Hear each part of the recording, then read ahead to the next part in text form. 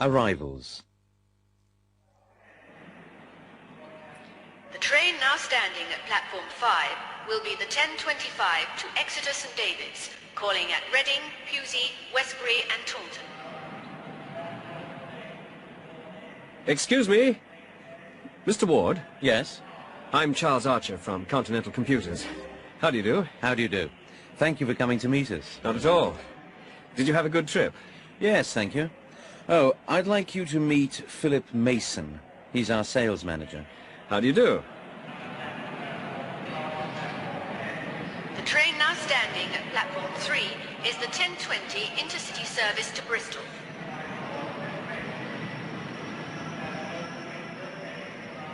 Sarah, hi. Hi. I haven't seen you for ages. How's things? All right. And you? Fine. How's work? Okay. Do you fancy a coffee? Oh, yes, I'd love one.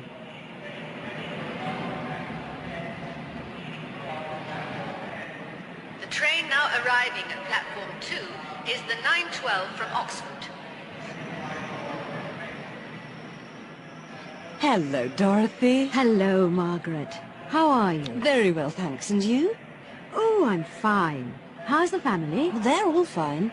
My car's just outside the station. Shall I take one of your bags? Oh, yes. Thank you.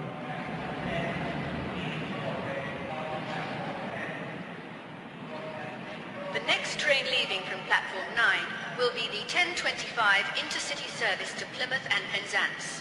The train will be divided at Plymouth. Passengers for stations to Penzance should take the front 6 carriages. Good morning. Good morning. Single to Exeter, please. £14.70, please. There you are. Thank you. What time's the next train? 10:25. Thank you. The train now arriving at platform 12 is the 7:10 from Swansea. Trains from Swansea are running approximately 15 minutes late due to maintenance work between Swansea and Cardiff. Hello there. I beg your pardon? Hello. How are you getting on? Fine, thank you. Sorry, do I know you? Yes, it's me, Nick Fowler. Sorry, I don't think I know you. Aren't you Harry Shiner? No, I'm afraid not. Oh, I'm terribly sorry. I thought you were someone else.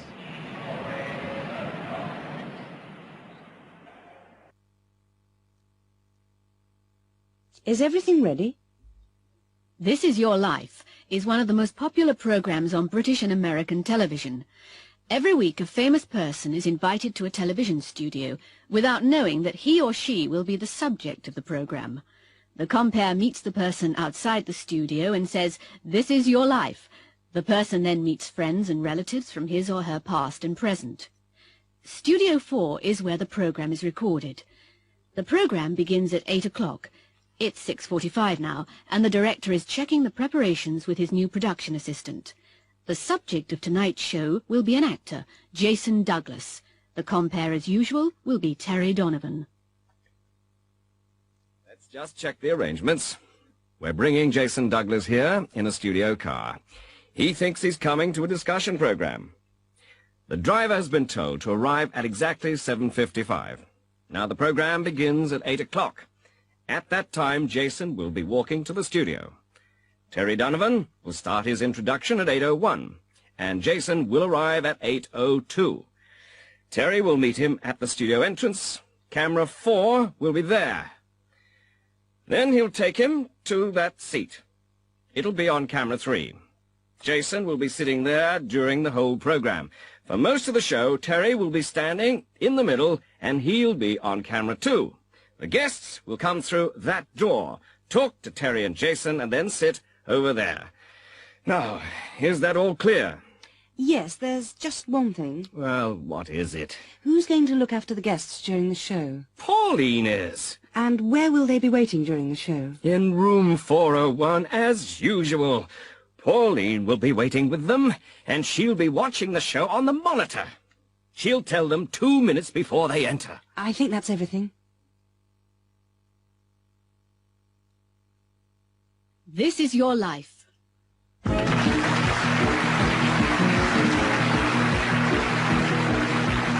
Good evening and welcome to This Is Your Life. This is Terry Donovan speaking. We're waiting for the subject of tonight's program. He's one of the world's leading actors, and he thinks he's coming here to take part in a discussion program. I can hear him now. Yes, here he is. Jason Douglas, This Is Your Life. Oh, no. I don't believe it. Not me. Yes, you. Now, come over here and sit down. Jason, you were born at number 28 Balaclava Street in East Ham, London, on July the 2nd, 1947. You were one of 6 children, and your father was a taxi driver.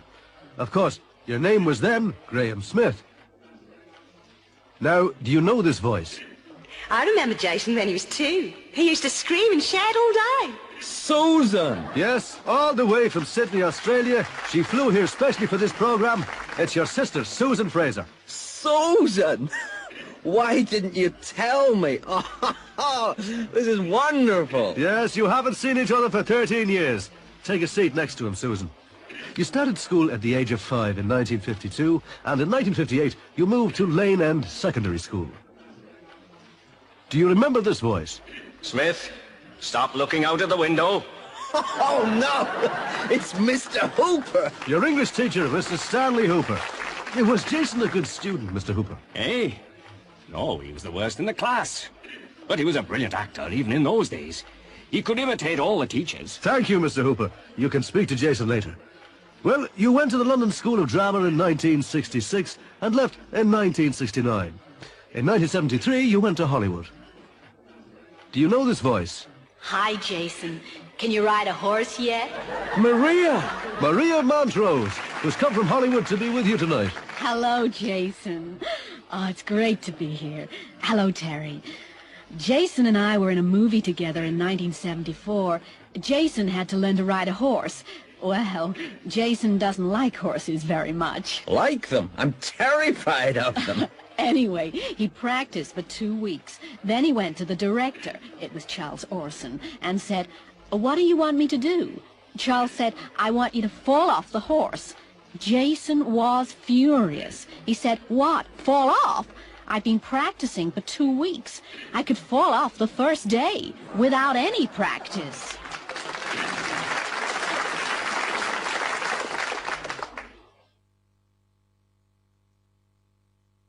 The Monte Carlo Rally. The Monte Carlo Rally, which started in 1911, is Europe's most famous motoring event. Competitors leave from several points around Europe and follow routes of approximately equal length to a rallying point, which will be Geneva this year. They then follow a single route to the finish. The rally consists of 5 daily stages, beginning on Sunday morning, and each competitor will have driven about 3,000 kilometers by Thursday night. It is not a race. The winner is decided on a points system.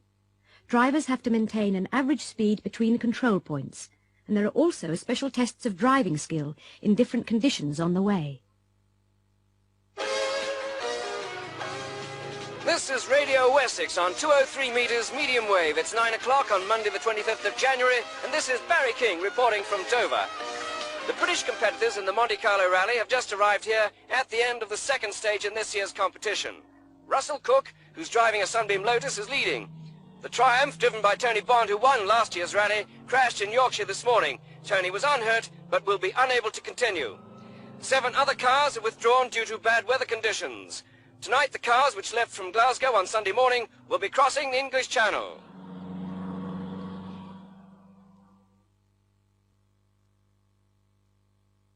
Out of work. In Britain, a lot of people are out of work. Tracy Chapman is 18 and she left school a year ago. She lives in the northeast, an area of high youth unemployment. She hasn't been able to find a job yet. My dad just doesn't understand. He started working in a steel mill when he was 15. Things are different now, but he thinks I should start bringing home some money. Oh, I get my unemployment benefit, but that isn't much, and I'm fed up with queuing for it every Thursday. I hate having to ask me mum and dad for money. Oh, my mum gives me a couple of pounds for tights now and then, but she can't stand seeing me at home all day. I've almost given up looking for a job. I buy the local paper every day, but I'm really tired of looking through the Situations Vacant column. There are 50 applicants for every job. I was interested in being a dentist receptionist because I like meeting people, But now I take any job at all. People ask me why I don't move to London, but I don't want to leave my family and friends. Anyway, I'm scared of living on my own in a big city. George Morley is 54. Until last year he was a production manager in the textile industry. He had worked for the same company since he left school. He had a good job, a 4-bedroomed house and a company car. When his company had to close because of economic difficulties, he became redundant. It's funny, really. I don't feel old, but it isn't easy to start looking for a job at my age.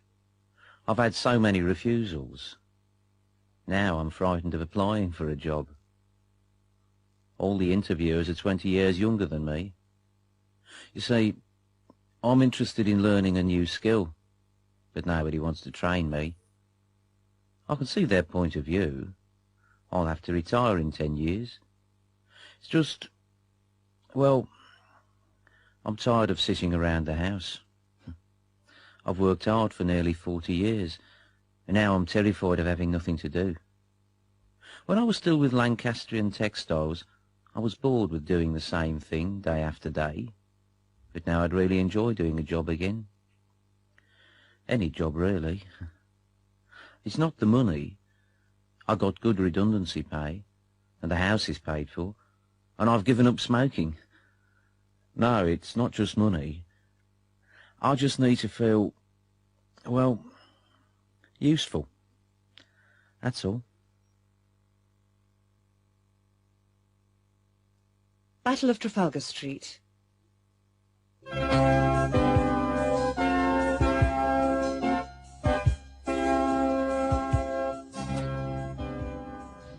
This is Pennine Radio News. Alan Nelson reporting from Trafalgar Street.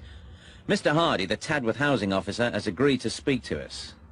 Now, Mr. Hardy, has the situation changed since last night? No, it hasn't. Mrs. Hamilton is still there and she's still refusing to talk to us. Well, what are you going to do? It's a very difficult situation. We'd like her to come out peacefully. The police don't intend to prosecute her, but she's a very stubborn lady. Stubborn? Yes, well, it is her home. I agree, and it's been her home for a long time, I know. But nobody else refused to move.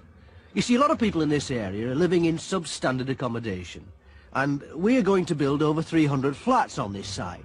Families are expecting to move into them next year. It's all being delayed because of one person. But Mrs. Hamilton was born in that house. Of course, of course. But we have promised to give her a modern flat immediately. A very nice flat, which is ideal for an elderly person living alone. So, what happens next? I don't know. I really don't. But we can't wait forever. The police will have to do something soon. It won't be easy. She's got 2 very big dogs, and they don't like strangers.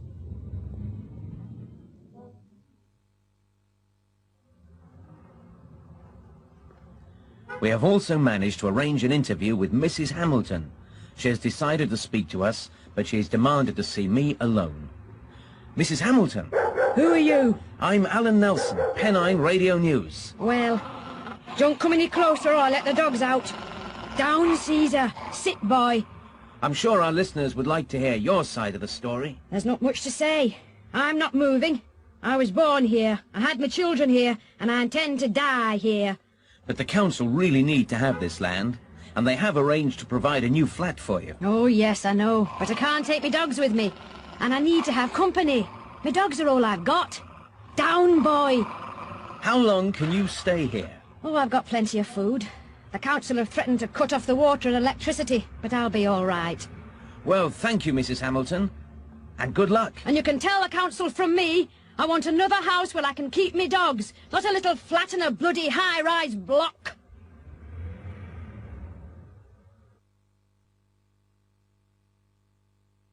Marriage Guidance Council. Malcolm and Barbara Harris have been married for nearly 15 years. They've got 2 children, Gary, aged 13, and Andrea, who's 11. During the last couple of years, Malcolm and Barbara haven't been very happy. They argue all the time. Barbara's sister advised them to go to the Marriage Guidance Council. There is one in most British towns. It's an organisation which allows people to talk with a third person about their problems. This is their third visit, and Mrs. Murray, the counsellor, always sees them. Ah, come in, Barbara. Take a seat. Is your husband here? Yes, he's waiting outside. He didn't want to come here this week, but, well, I persuaded him to come. I see. How have things been? Oh, much the same. We still seem to have rows all the time. What do you quarrel about? What don't we quarrel about, you mean? Oh, everything. You see, he's so inconsiderate. Go on. Well, I'll give you an example. You know, when the children started school, I wanted to go back to work again, too. So I got a job. Well, anyway, by the time I've collected Gary and Andrea from school, I only get home about half an hour before Malcolm. Yes? Well, when he gets home, he expects me to run around and get his tea. He never does anything in the house. And last Friday, he invited 3 of his friends to come round for a drink. He didn't tell me to expect them, and I'd had a long and difficult day. I don't think that's right, do you? Barbara, I'm not here to pass judgment. I'm here to listen. Sorry. And he's so untidy. He's worse than the kids. I always have to remind him to pick up his clothes. He just throws them on the floor. After all, I'm not his servant. I've got my own career. Actually, I think that's part of the trouble. You see, I earn as much money as he does. Malcolm, I'm so glad you could come. Hello, Mrs. Murray. Well, I'll be honest. Barbara had to force me to come, really. Does it embarrass you to talk about your problems? Yes, it does. But I suppose we need to talk to somebody. Barbara feels that you resent her job. I don't know. I would prefer her to stay at home, but she's very well qualified, and I encouraged her to go back to work. Now the kids are at school, she needs an interest, and I suppose we need the money. How do you share the housework? I try to help. I always help her to wash up, and I help Gary and Andrea to do their homework while she does the dinner. But she doesn't think that's enough. What do you think? I'm not here to give an opinion, Malcolm. I think we're both too tired, that's all. In the evenings, we're both too tired to talk. And Barbara, she never allows me to suggest anything about the house or about the kids. We always have the same arguments. She's got her own opinions, and that's it. Last night we had another row. She's forbidden the kids to ride their bikes to school. Why? She thinks they're too young to ride in the traffic, but I think they should. She always complains about collecting them from school. But you can't wrap children in cotton wool, can you? A funny thing happened to me. A funny thing happened to me last Friday. I'd gone to London to do some shopping. I wanted to get some Christmas presents, and I needed to find some books for my course at college. You see, I'm a student.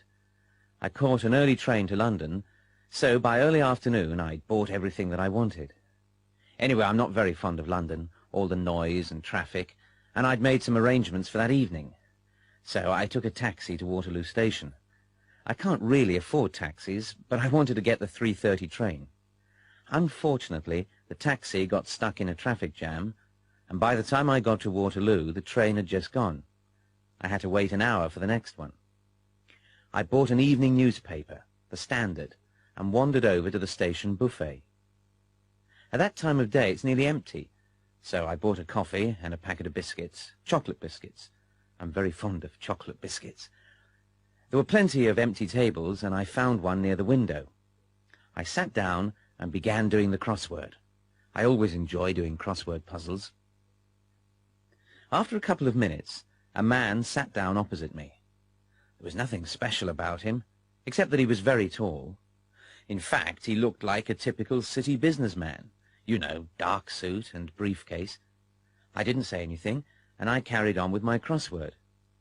Suddenly, he reached across the table, opened my packet of biscuits, took one, dipped it into his coffee, and popped it into his mouth. I couldn't believe my eyes. I was too shocked to say anything. Anyway, I didn't want to make a fuss, so I decided to ignore it. I always avoid trouble if I can. I just took a biscuit myself and went back to my crossword.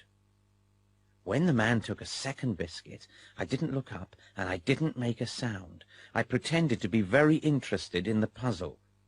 After a couple of minutes, I casually put out my hand, took the last biscuit, and glanced at the man. He was staring at me furiously. I nervously put the biscuit in my mouth and decided to leave. I was ready to get up and go when the man suddenly pushed back his chair, stood up and hurried out of the buffet.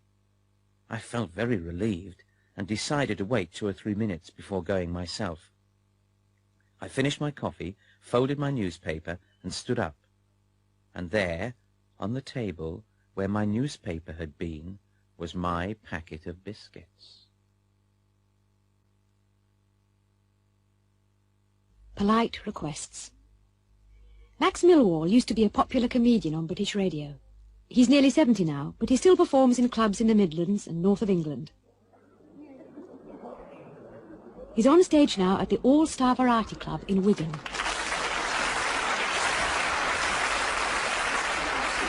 Well, good evening, ladies and gentlemen, and others. It's nice to be back in Wigan again. Well, I have to say that. I say it every night. I said it last night. The only trouble was that I was in Birmingham. I thought the audience looked confused. Actually, I remember Wigan very well indeed, really. You know, the first time I came here was in the 1930s. I was very young and very shy. Thank you, Mother. No, you can't believe that, can you? Well, it's true. I was very young and very shy. Anyway, the first Saturday night I was in Wigan, I decided to go to the local dance hall. You remember the old Majestic Ballroom in Wythenshawe Street? There's a multi-storey car park there now. It was a lovely place, always full of beautiful girls. The ballroom, not the car park. Of course, most of them are grandmothers now.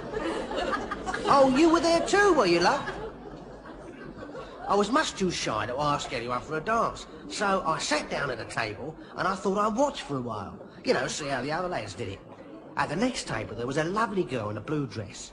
She'd arrived with a friend, but her friend was dancing with someone. This bloke came over to her. He was very posh, wearing a dinner jacket and a bow tie. Well, he walked up to her and said, "Excuse me, may I have the pleasure of the next dance?" She looked up at him. She had lovely big blue eyes and said, "Eh? What did you say?" So he said, "I wonder if you would be kind enough to dance with me. If you don't mind." No, thank you very much," she replied. A few minutes later, this other chap arrived. He had a blue suit, a nice tie, a little moustache. He gave her this big smile and said, "Would you be so kind as to have the next dance with me?" "Pardon?" she said. I thought to myself, she's a bit deaf, or maybe she hasn't lost her ears recently. "Would you mind having the next dance with me?" he said, a bit nervously this time. No thanks, love. I'm finishing my lemonade," she replied. Blimey, I thought, this looks a bit difficult. Then this third fella came over. He was very good looking, you know, black teeth, white hair. Sorry, I mean, white teeth, black hair. "May I ask you something?" he said, ever so politely. "If you like," she answered. Could I, no, might I have the next dance with you?" "Oh, sorry," she said. "My feet are aching. I've been standing up all day at the shop." By now I was terrified. I mean, she said no to all of them. Then this fourth character thought he'd try. "Would you like to dance?" he said. "What?" she replied. She was a lovely girl, but I didn't think much of her voice. "Do you want to dance?" he said. She looked straight at him. "No," she said. "That's all." "No." Well, I decided to go home. I was wearing an old jacket and trousers, and nobody would say that I was good looking. Just as I was walking past her table, she smiled. "Dance?" I said. "Thank you very much," she replied. And that was that. It's our 40th wedding anniversary next week.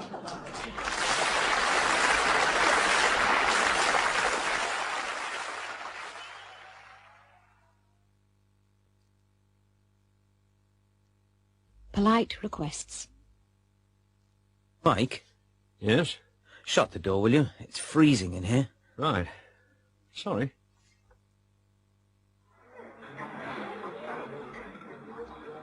Karen, Yes? lend me 20p. I left my purse in the office. Oh, OK. Here you are. Thanks.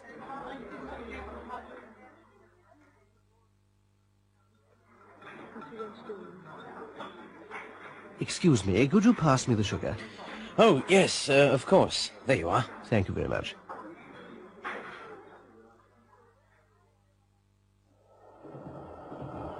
Can I help you? Oh, thank you. Would you mind putting my case on the rack? Not at all. There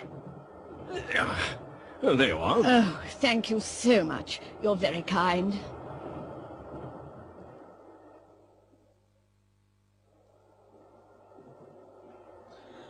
Excuse me, it's a bit stuffy in here. Do you mind if I open the window? No, no, I don't mind at all. I feel like some fresh air too.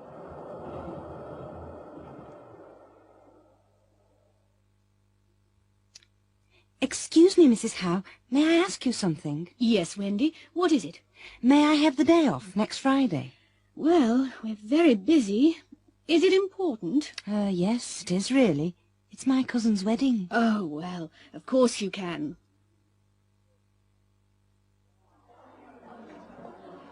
Can I help you, sir? I beg your pardon?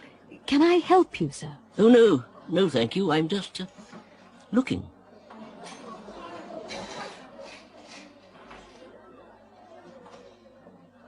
Good morning. Good morning. I wonder if you can help me. I'm trying to find a Christmas present for my father. Might I suggest a tie? Perhaps. Could you show me some ties?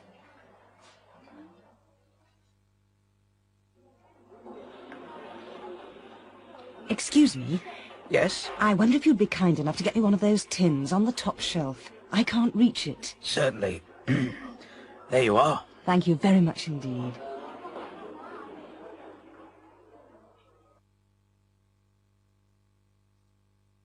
A trip to Spain. Norman Garrard is a trainee sales representative. He's 22 and he works for a company that sells toys. He's going to Spain on business. It's his first business trip abroad and he's packing his suitcase. He lives with his parents and his mother is helping him and fussing. Norman, haven't you finished packing yet? No, Mum, but it's all right. There isn't much to do. Well, I'll give you a hand. Oh, there isn't much room left. Is there anywhere to put your toilet bag? Yes, it'll go in here. Now, I've got 3 more shirts to pack. They'll go on top. But there's another pair of shoes to get in. I don't know where to put them. Put them down the side. Right, I think we can close it now.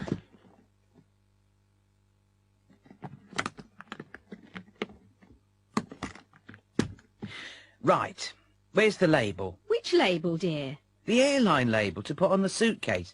Ah, here it is. Now, have you got the key? Which key? The key to lock the case, of course. It's in the lock, Mum. Don't fuss. There's nothing to worry about. There's plenty of time. Have you forgotten anything? I hope not. And you've got a safe pocket to keep your passport in. Yes, it's in my inside jacket pocket. Have you got a book to read on the plane? Yes, it's in my briefcase. And has everything been arranged? What do you mean? Well, is there someone to meet you at the other end? Oh, yes. The Spanish representative's meeting me at the airport. And you've got somewhere to stay tonight? Hope so. Now, everything's ready. I'll just have to get some pesetas at the airport. I'll need some small change to tip the porter, but that's all. Well, have a good trip, dear, and look after yourself. Thanks, Mum. Oh, I nearly forgot. Here are some sweets to suck on the plane. You know, when it's coming down. Oh, Mum! Don't worry. I'll be all right, really. I'll see you next week.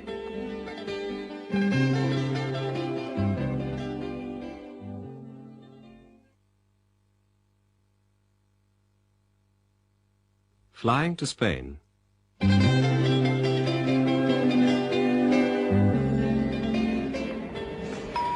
This is the last call for the 12 o'clock British Airways flight BA412 to Amsterdam. Would passengers for this flight please proceed without delay to gate 17?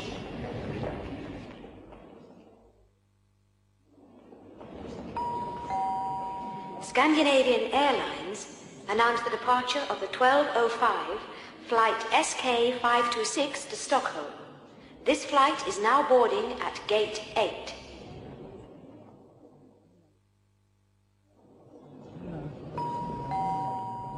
Would passengers for the 12:10 Iberia flight IB341 to Madrid please go at once to gate 16, where this flight is now boarding.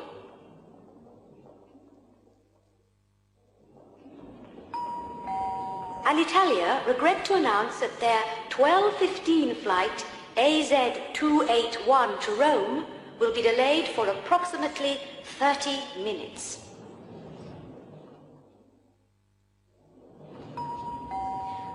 Olympic Airways announced the departure of the 12:30 flight OA260 to Athens. Would passengers on this flight please proceed to gate 19? This is a call for Mr. Gaston Meyer. Would Mr. Gaston Meyer, travelling on the 12:45 Sabina flight SN604 to Brussels, report to the airport information desk, please?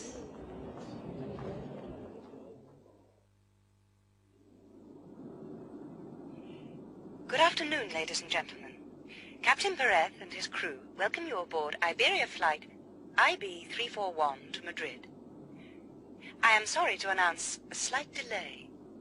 We are still waiting for clearance from air traffic control. The delay won't be too long, and we hope to arrive in Madrid on time.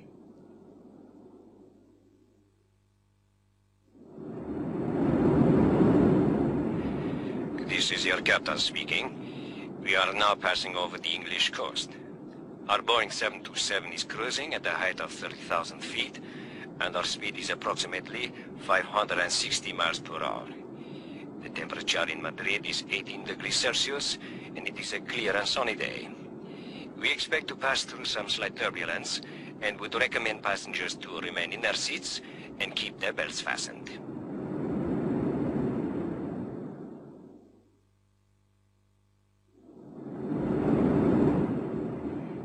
We are now beginning our descent to Madrid. Would passengers please make sure that their seatbelts are fastened and extinguish all smoking materials. We would like to remind passengers that smoking is not permitted until you are in the airport building.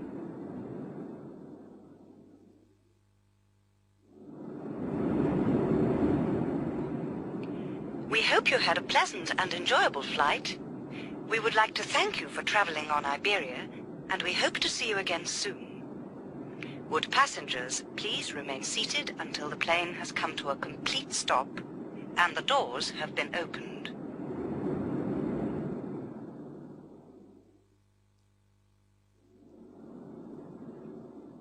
Here's your tray, sir. Oh, thank you. Would you like something to drink? Yes, please. Some red wine. That's 100 pesetas. Thanks. Can I pay in British money? Of course. You needn't pay now, I'll collect it later.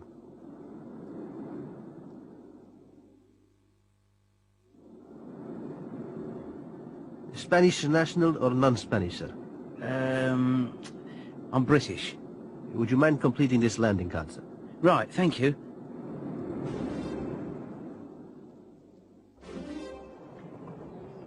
Passport, please. Thank you. Where have you come from, sir? London. And what's the purpose of your visit? Business or pleasure? Business. Fine. And how long will you be staying here? Just for 5 days. Thank you, Mr. Garrad. I hope you enjoy your visit.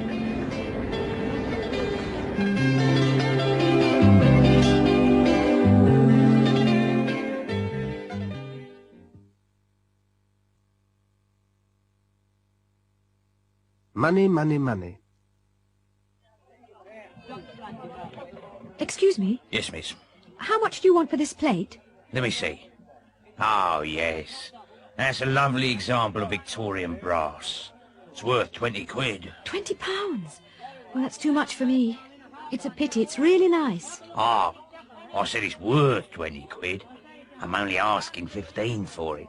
£15? Yes, it's a real bargain. Oh, I'm sure it is. But I can't afford that. Well, look, just for you, I'll make it 14 quid. I can't go any lower than that. I'll give you 10. 10? Come on, love. You must be joking. I paid more than that for it myself. 14. It's worth every penny. Well, perhaps I could give you 11. 13. That's my final offer. 12. 12.50? All right, 12.50. There you are, love. You've got a real bargain there. Yes, thank you very much.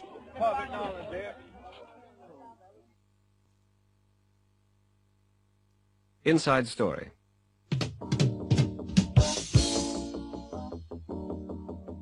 This is IBC News. Julian Snow, the missing Daily News reporter, was interviewed this morning by Dominic Beale of IBC News in Mandanga. Julian, can you tell us how you were captured in the first place? Well, I was on my way to visit a village near the front line. I came round a bend in the road, and there was a tree lying across the road. I only just managed to stop in time. Suddenly, armed men appeared on all sides. What did you do? What would you do? I just sat there with my hands in the air. Anyway, they made me get out of the Land Rover and made me lie on the ground. I thought, this is it. They're going to shoot me. I started saying my prayers. What happened next? Well, they searched me. Of course, I didn't have any weapons, just a camera. It's funny, they let me keep it. Then they tied my hands together and blindfolded me. Then they made me get in the back of a truck and lie under some sacks. I've no idea where they took me, except that it was quite a large training camp. I was there for 10 days. Were you treated well? Yes, I suppose I was. They let me walk about the camp, and they let me take photographs, but they wouldn't let me photograph any faces. I was able to interview some of the leaders. How did you escape? I didn't. They put me back in the truck, blindfolded me again, drove for a few hours, then made me get out, pointed me in the direction of town, and let me go. And what exactly did the guerrilla leaders say about the situation? Well, if you want to know that, you'll have to buy tomorrow's Daily News.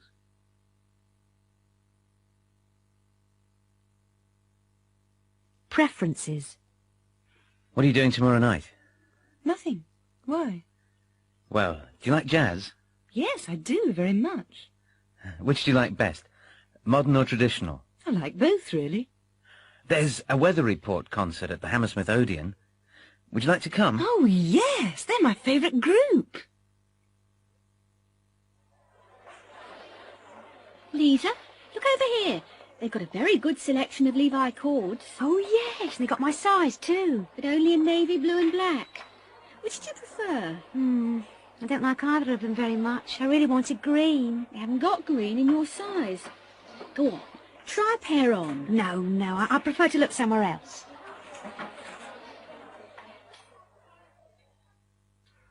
Have you decided yet? What do you want to see? A Moment of Peace is on at the Continental. I'd like to see that. Would you really? Oh, I'd rather see War in Space. Oh, no. The reviews were terrible. I know, but it sounds fun. A Moment of Peace is in French, and I'd rather not have to read subtitles. Then how about California Sunset? I'd rather not. I can't stand Steve Newman. Well, you choose. I don't fancy any of them. I'd much rather stay in and watch TV. What do you fancy? I don't know. There isn't much choice, is there? No, there isn't really. What would you rather have? Steak and kidney or place? Can't make up my mind. I'd rather have a hamburger. We can ask for the full menu if you like. No, it's not worth it. I'll have the place.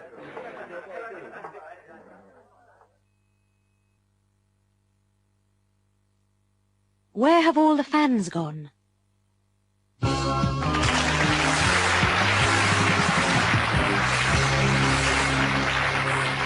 Good evening and welcome to the Michael Parkhurst Talkabout.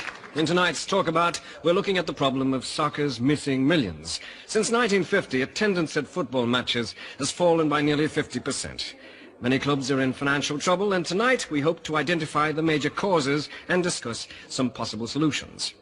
First of all, we'll hear from one of soccer's lost millions, Mr. Bert Woods from London, who used to be a regular Chelsea supporter.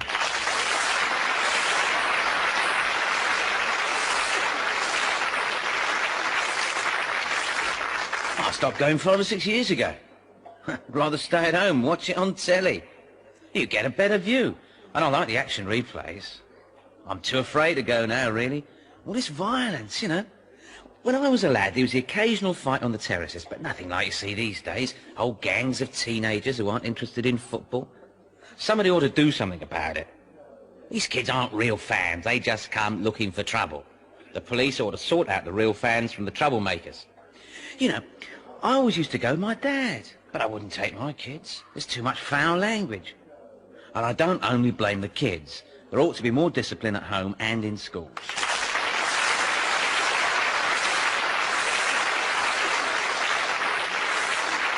Thank you, Mr. Woods. Let's go over to Brian Huff, the manager of Eastfield United, one of our most successful clubs. Brian? I sympathise with Mr. Woods, and there are plenty of people like him. Anyway, we better do something about it or we'll all go broke. The clubs and players must share the blame. Football's big business and it's very competitive. Winning has become the most important thing. There's too much violence on the field. Referees have to get tougher with players. They should send off players for deliberate fouls. The other problem is television. There's too much football on TV and they only show the most exciting parts. Goals, fouls and violence. People are bored when they see the real game. Anyway, the clubs started talking about these problems 10 years ago and nothing's been done. We better not spend another 10 years talking. We better do something and do it soon.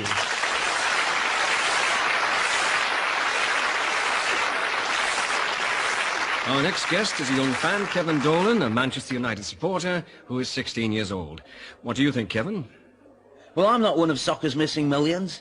I never miss a match. I've travelled all over the country with United, and I've never been in trouble. I blame the media for most of this violence. They only show young people when they're doing something wrong. They ought not to give so much publicity to troublemakers. It only encourages the others, doesn't it? The violence always starts when there's a TV camera near. If they banned alcohol from football grounds, there'd be much less trouble.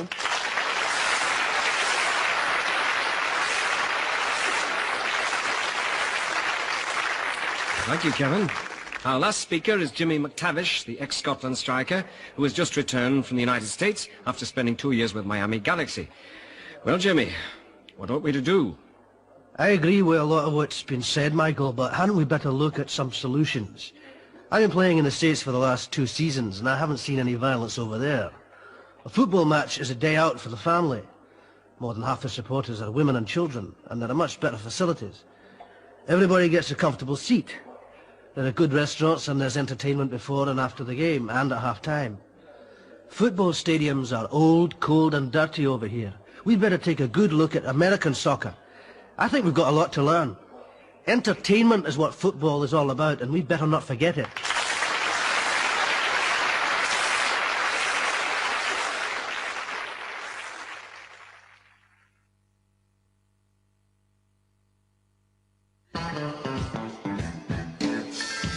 Night flight.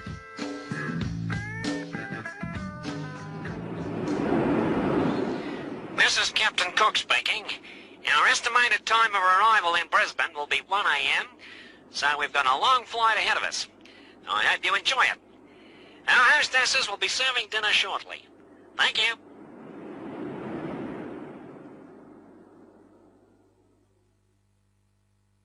It was Christmas Eve, 1959, and the beginning of another routine flight.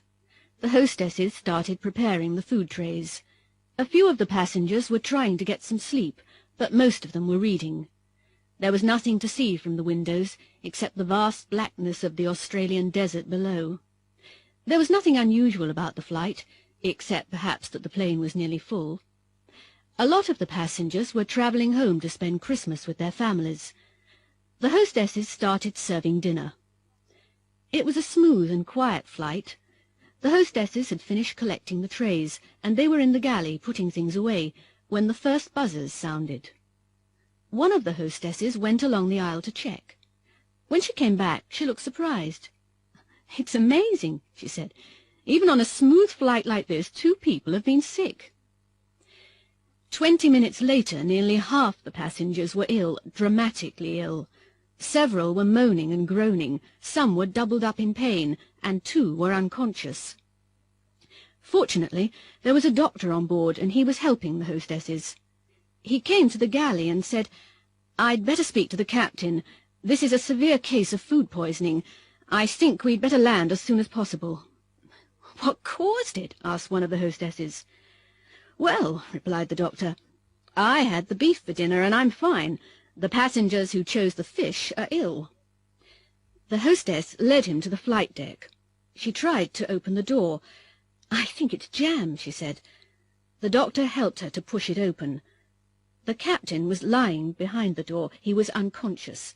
The co-pilot was slumped across the controls, and the radio operator was trying to revive him. The doctor quickly examined the 2 pilots. "They just collapsed," said the radio operator. "I don't feel too good myself." "Can you land the plane?" said the doctor. "Me? No, I'm not a pilot. We've got to revive them," he replied.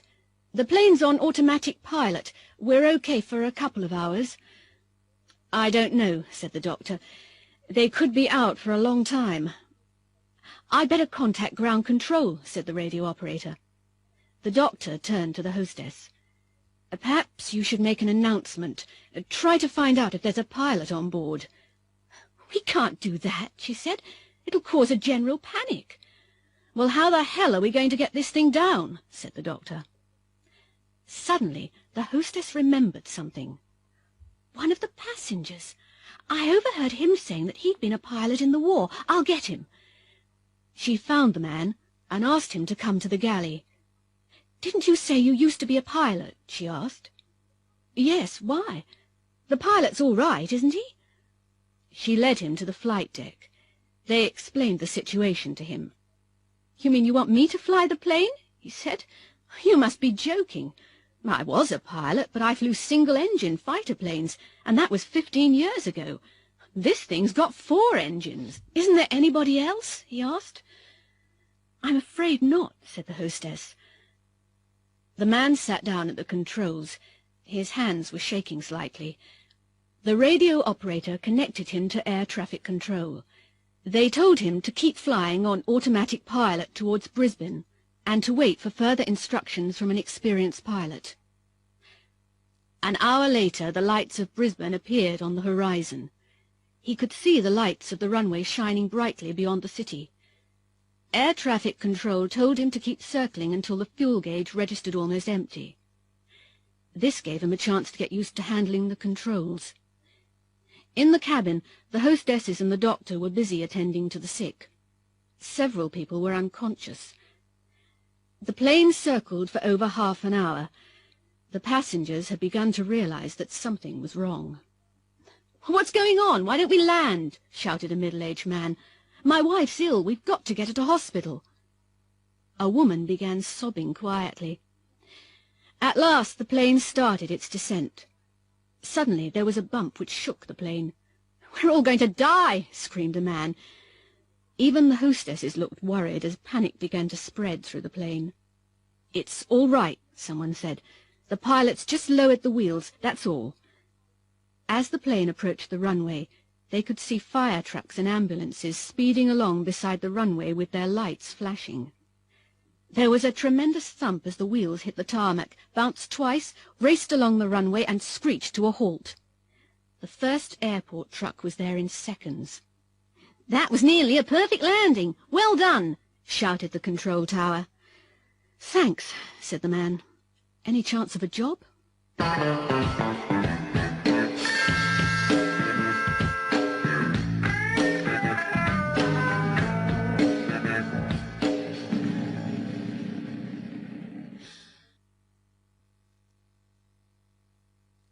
The Junk Shop. Justin Wedgwood and Lenny Smith are antique dealers. They've got a very successful business. They travel around the country buying antique furniture and paintings from junk shops and from elderly people, and then they sell them from their shop in Kensington, a fashionable part of London. Today they're in a small Welsh town. Justin's just come out of a little junk shop, and he seems very excited. Lenny, we're in luck. There's a painting in there, a landscape. It's a good one. I thought it might be valuable, so I had a good look at the signature. It isn't very clear. I think it may be a constable. A constable? It can't be. They're all in art galleries. They're worth a fortune. Well, someone found one 2 years ago. This might be another. It's dirty and it isn't in very good condition. How much do you think it's worth? I don't know. It may be worth 100,000. It might even be worth more. Be careful, Justin. We'd better use the old trick. Right. There's a chair in the window. It must be worth about £5. I'll offer the old lady 50 quid for it. She'll be so pleased that she won't think about the painting. Don't say you want the painting. Say you want the frame, okay? Fine. You'd better wait in the van. I'd rather do this on my own. Justin, check the signature before you give her 50 quid for the chair. Don't worry, Lenny. I know what I'm doing.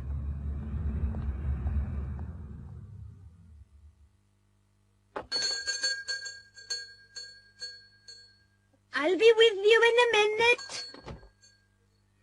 Now, hello. I'm interested in that chair in the window. What? That old thing?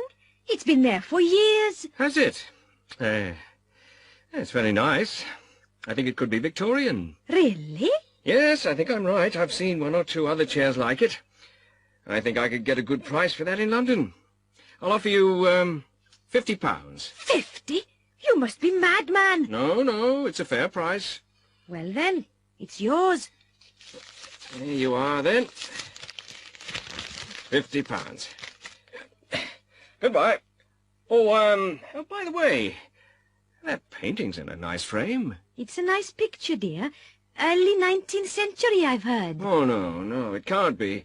I've seen lots like it. It must be 20th century. There's no market for them. Still, I could use the frame. All right. How much will you give me for it? How about £20? Oh, no, dear. It must be worth more than that. It came from the big house on the hill. Did it? Let me have another look at it. Yes, the frame is really nice. I'll give you 100. Oh, dear. I don't know what to do. You see, I like that painting myself. All right. 120. That's my final offer.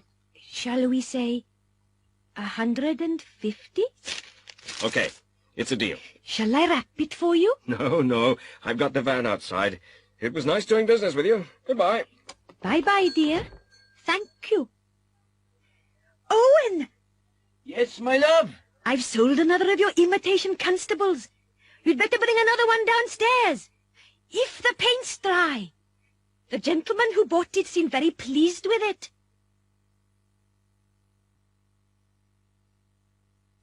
Noisy neighbours. Sydney, wake up. Eh? What? What's the matter? Can't be 8 o'clock already. No, it's 1:30. It's those people next door again. Listen. Oh, yes. They must be having another party. Listen to that. They must be waking up the whole street. And they've got 3 young children. They can't be sleeping through that noise. It's disgusting. Somebody should call the police. Sydney, wake up. Yeah, I wasn't asleep, dear. They're all laughing. They must be having a good time. They never invite us, do they?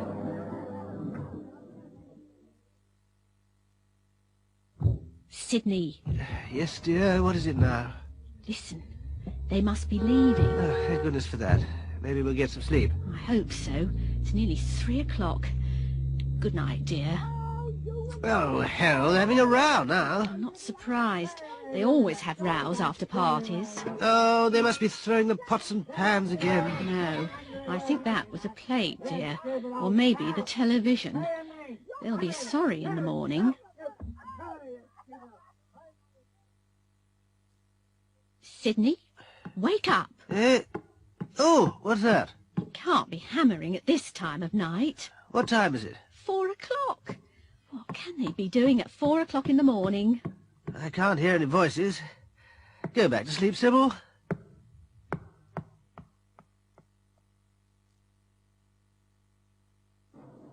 Sydney, listen. There's someone in the garden next door. It must be the milkman. No, it can't be. It's too early. It's only 5:15. Who could it be? You'd better have a look. All right. Oh, it's Mr. Sykes. And he's carrying a spade. Oh, no. You don't think he's killed her, do you? Well, we haven't heard her voice for a while. You know she's probably sleeping. But what can he be doing at this time of night? If he has killed her, he might be burying the body. What? You don't think so, do you? Well, he can't be planting potatoes, can he? I suppose you'll want me to phone the police. No. Ask him what he's doing first.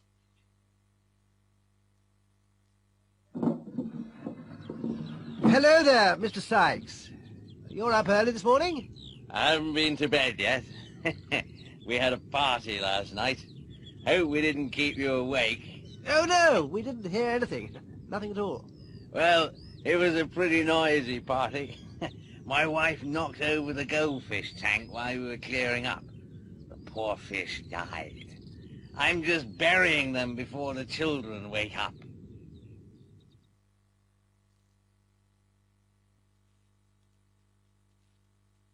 You're in the army now. It's Saturday afternoon at Botherington Army Camp. The new recruits are supposed to be working, but they aren't. The colonel's away today and they're lazing around in the barracks. The sergeant major has just opened the door. He's brought the duty roster with him, so he knows exactly what each of them should be doing.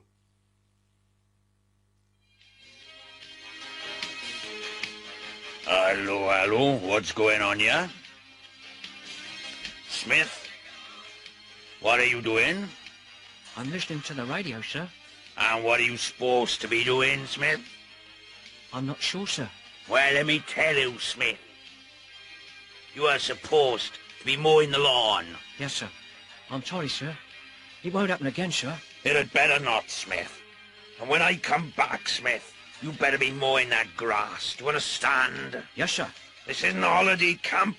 You're in the army, you know.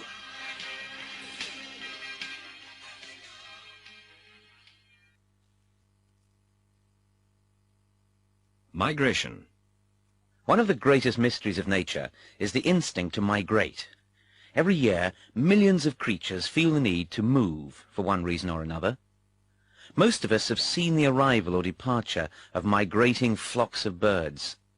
Migration, however, is not confined to birds, but can be seen in reptiles, for example, turtles, frogs, insects, butterflies, locusts, fish, eels, salmon, tunny, and mammals, reindeer, seals, lemmings, whales, bats.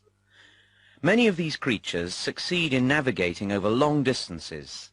How exactly they manage to do this still remains a mystery. There are several possibilities.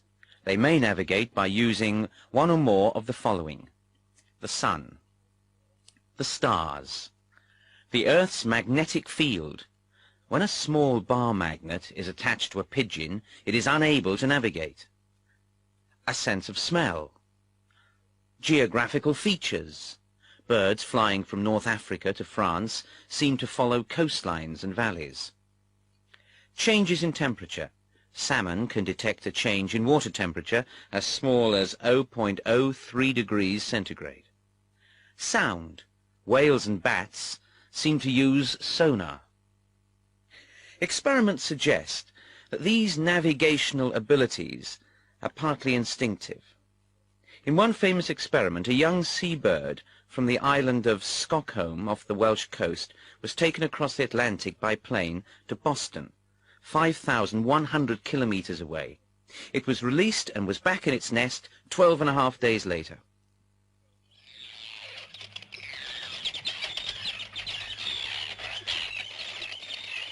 This seabird holds the record for long-distance migration. Arctic tern breed in northern Canada, Greenland, northern Europe, Siberia and Alaska.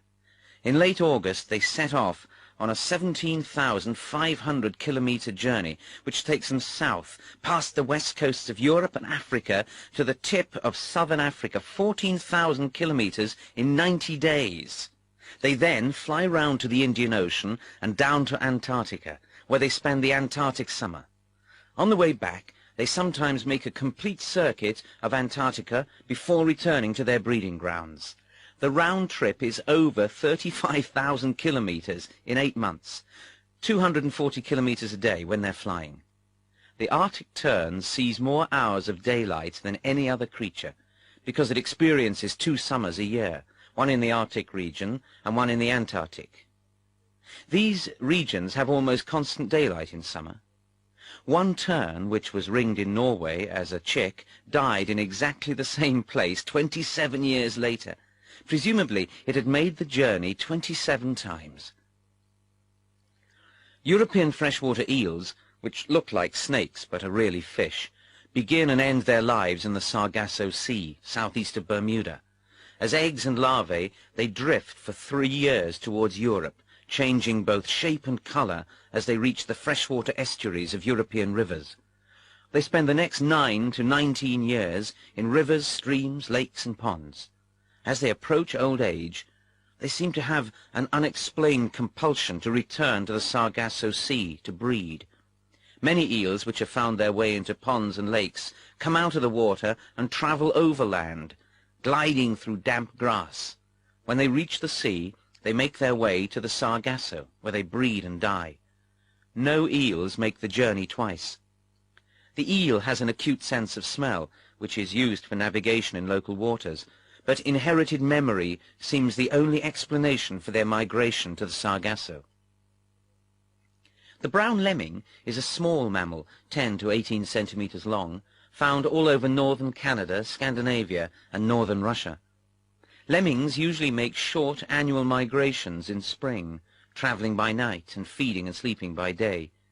Every 3 or 4 years, however, they make much longer migrations in large numbers. The lemming population seems to change over a 3 or 4 year cycle, from 1 lemming per 4 hectares to between 400 and 700 lemmings per 4 hectares.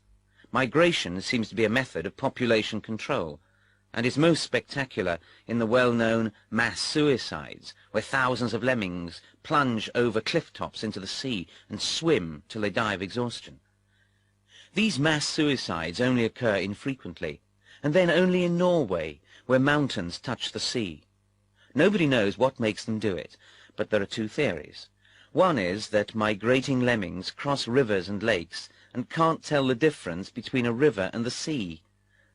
The other, more interesting theory is that they are migrating towards ancient breeding grounds, which existed beneath the North Sea millions of years ago, when the sea level was lower.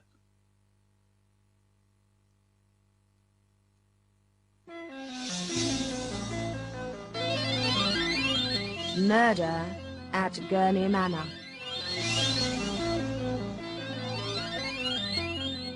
Lord Gurney was found dead on the library floor of his country house in Norfolk. He had been shot 5 times. The police have been called. There are 6 people in the house, and they all heard the shots at about 9 o'clock. The police have taken statements and made the following notes about each of the 6 people. I was in my room. My bedroom's on the ground floor because I can't walk. I was reading. I heard the shots. There were 4 or 5. I wheeled myself into the hall. The door of the library was open. Miss Smart was standing in the doorway, screaming. Gillespie was standing at the French windows. The gun was on the floor by the body. I was in the drawing-room, writing some letters, job applications, actually. I heard the shots, ran across the hall. The library door was open. Poor dear Horace was lying in a pool of blood. I started screaming. Gillespie came in through the French windows. They were opened. Then Lady Agatha arrived. She didn't say a word. She just stared at me. I was in the billiard room. I was practicing. Suddenly there were 5 shots. I thought it was Chivers shooting birds in the garden again. Then I heard a scream.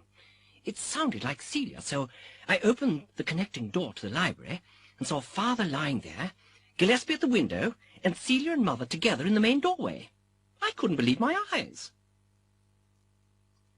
I was by the lake, fishing in my usual place. When I heard the shots, I hurried through the trees towards the house. I saw Gillespie running across the lawn towards the library. When I got there, everybody was in the room except Tom Giles, the gardener.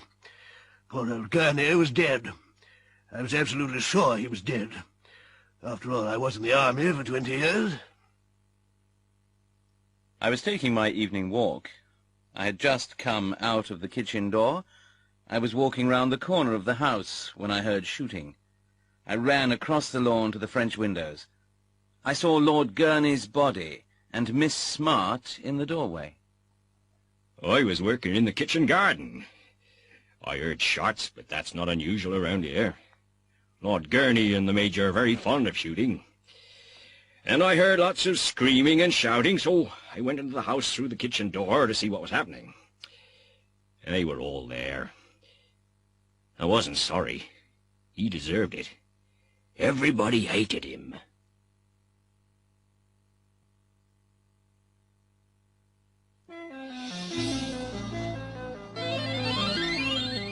Murder at Gurney Manor, Part 2. Inspector Marples is in charge of the case. Sergeant Watts is his assistant. They're in the library. Where is everybody, Sergeant? They're all in the drawing room, sir. Constable Dixon's with them. What do you think, sir? It could have been any one of them, couldn't it? We don't know what skeletons are in the cupboard. May have been two of them together. Might even have been all of them. Nobody seems very sad. No, sir. Lord Gurney was a very unpopular man in the village. Nobody liked him. It could have been an outsider. No, Watts. It must have been one of them. Let's look at the evidence. It seems to me that everybody has got a motive, sir, and nobody's got an alibi. They all say they were alone when it happened. Yes, and there are no fingerprints on the gun. It couldn't have been her, sir. Why not, Watts? Well, she's in a wheelchair. She can't move very fast. Anyway, they've been married for 35 years. Can't have been her. Most murders are inside the family, Watts, and there is a door between her room and the library. Oh, yes, sir. But it was locked. Doors have keys, Watts. But why would she want to kill him? Miss Smart's a very attractive young woman. We don't know what was going on. She could have been jealous. But, sir, he was over 60. He was old enough to be her father. Ah, well, Watts, he was a good-looking man and very rich. What about the Major, Watts? He's a strange fellow. I've been thinking about that. It can't have been him, sir. Really? Why not? Why would he need to fire 5 times? He was an army pistol champion. He could have killed him with one shot. Maybe he did, Watts. Maybe he did. I don't understand, sir. There are a lot of things you don't understand, Watts. Perhaps he's more clever than he looks.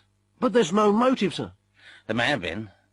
I mean, there was that scandal with the property company. But he was at the lake, sir. He might not have been, Watts. He's a pistol champion. He could have shot him from the trees and thrown the gun into the room. Oh. Do you really think so, sir? I don't know, Watts. It's just a theory.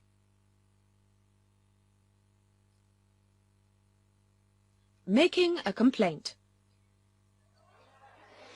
Good morning, miss. I'd like to speak to the manager. I am the manager, sir. How can I help you? Oh, really? It's this radio. It doesn't work. Did you buy it here? Pardon? Of course I bought it here. Look, you switch it on, and nothing happens. Could I see your receipt? Receipt? I haven't got one. Oh, you should have obtained a receipt when you bought it. I probably did. I must have thrown it away. Ah, well, have you got any other proof of purchase? The guarantee, for example. No. It must have been in the box. I threw that away, too. Oh, dear. You really ought to have kept it. We need to know the exact date of purchase. What? I only bought it yesterday. That young man over there served me. Oh, I paid by check. I've got the check stub. That's all right, then. Did you check the radio before you left the shop? Check it? No, it was in the box. I expected it to work. It wasn't a cheap radio. It's a good make. You should have checked it. Come on, stop telling me what I should have done and do something. Either give me my money back or give me another radio. There's no need to get aggressive, sir. Let me look at it. You see this little switch on the back? Yes. It's on mains, and it should be on battery. You really should have read the instructions. Oh.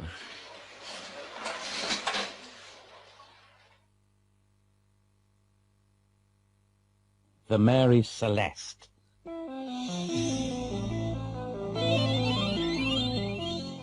Part 1.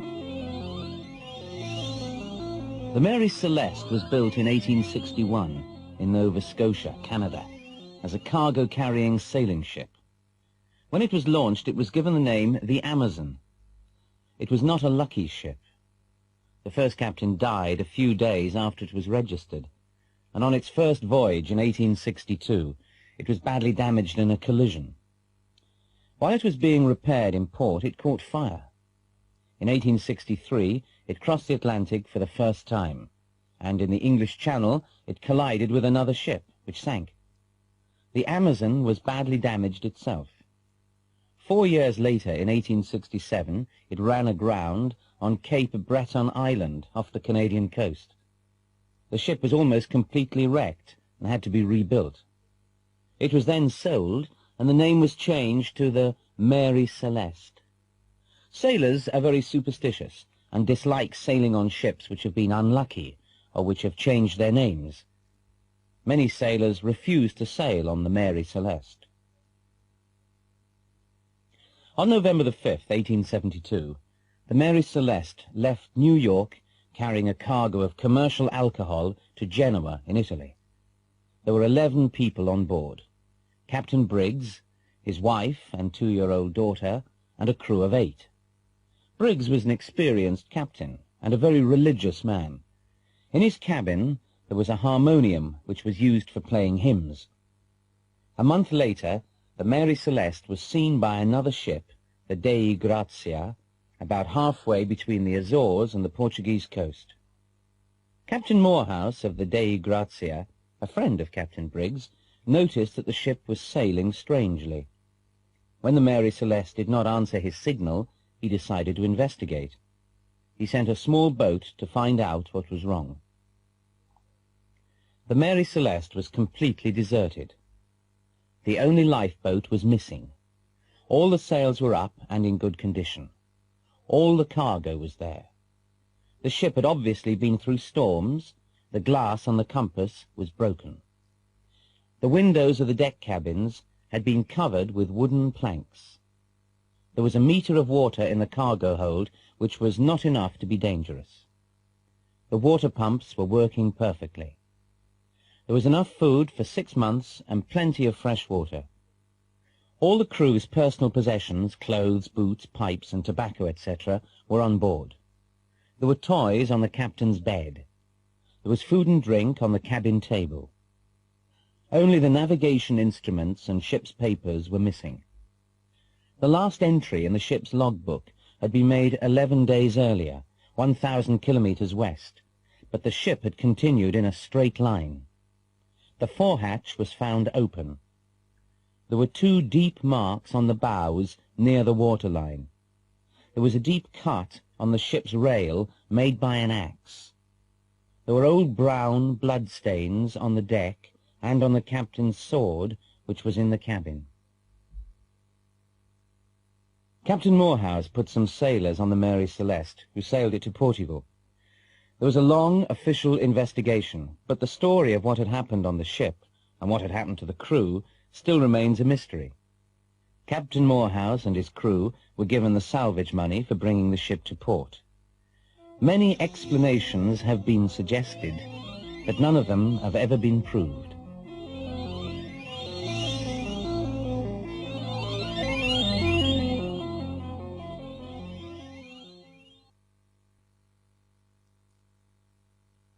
The Mary Celeste, Part 2.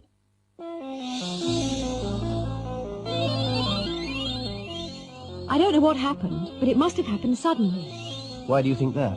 Think about it. There were toys on the captain's bed, weren't there? The child must have been playing, and they must have interrupted her suddenly. Yes, that's true. And the food was on the table. They must have been eating, or getting ready to eat. I'll tell you my theory. The lifeboat was missing, right? They could have been practicing their emergency drill. They must have got into the boat and launched it. All right.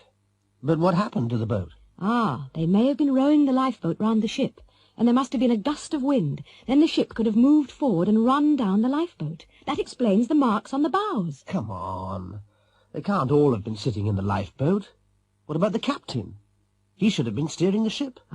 He might have been watching the drill and jumped in to save the others.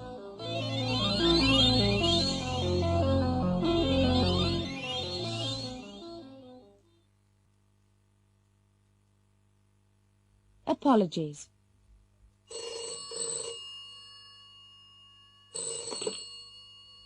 Hello. Derek Moore speaking. Oh, hello, Derek. This is Clive. Ah, yes. Did you get home all right? Yes, thanks. But I just wanted to apologize for last night. Don't worry about it.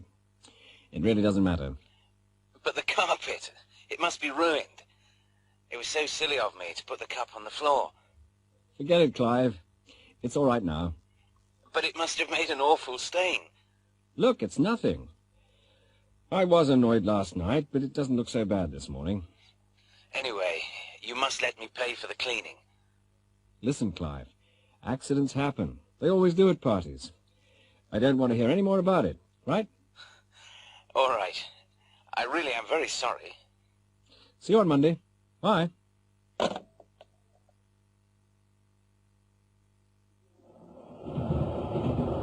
Excuse me. Yes? Would you mind putting out your cigarette? I beg your pardon? This is a no-smoking compartment. Is it? I didn't see a sign. There it is, on the window. Oh, yes. I'm terribly sorry.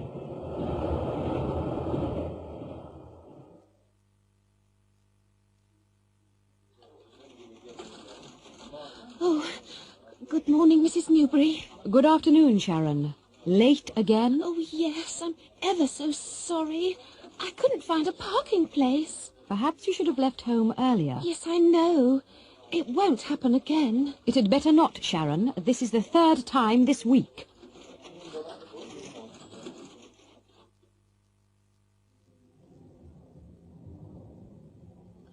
Oi, you. Me? Yes, you. What do you think you're doing? Pardon? I'm just waiting for the bus. Well, there's a queue, you know. Is there? Sorry, I didn't mean to push in. I didn't realize there was a queue.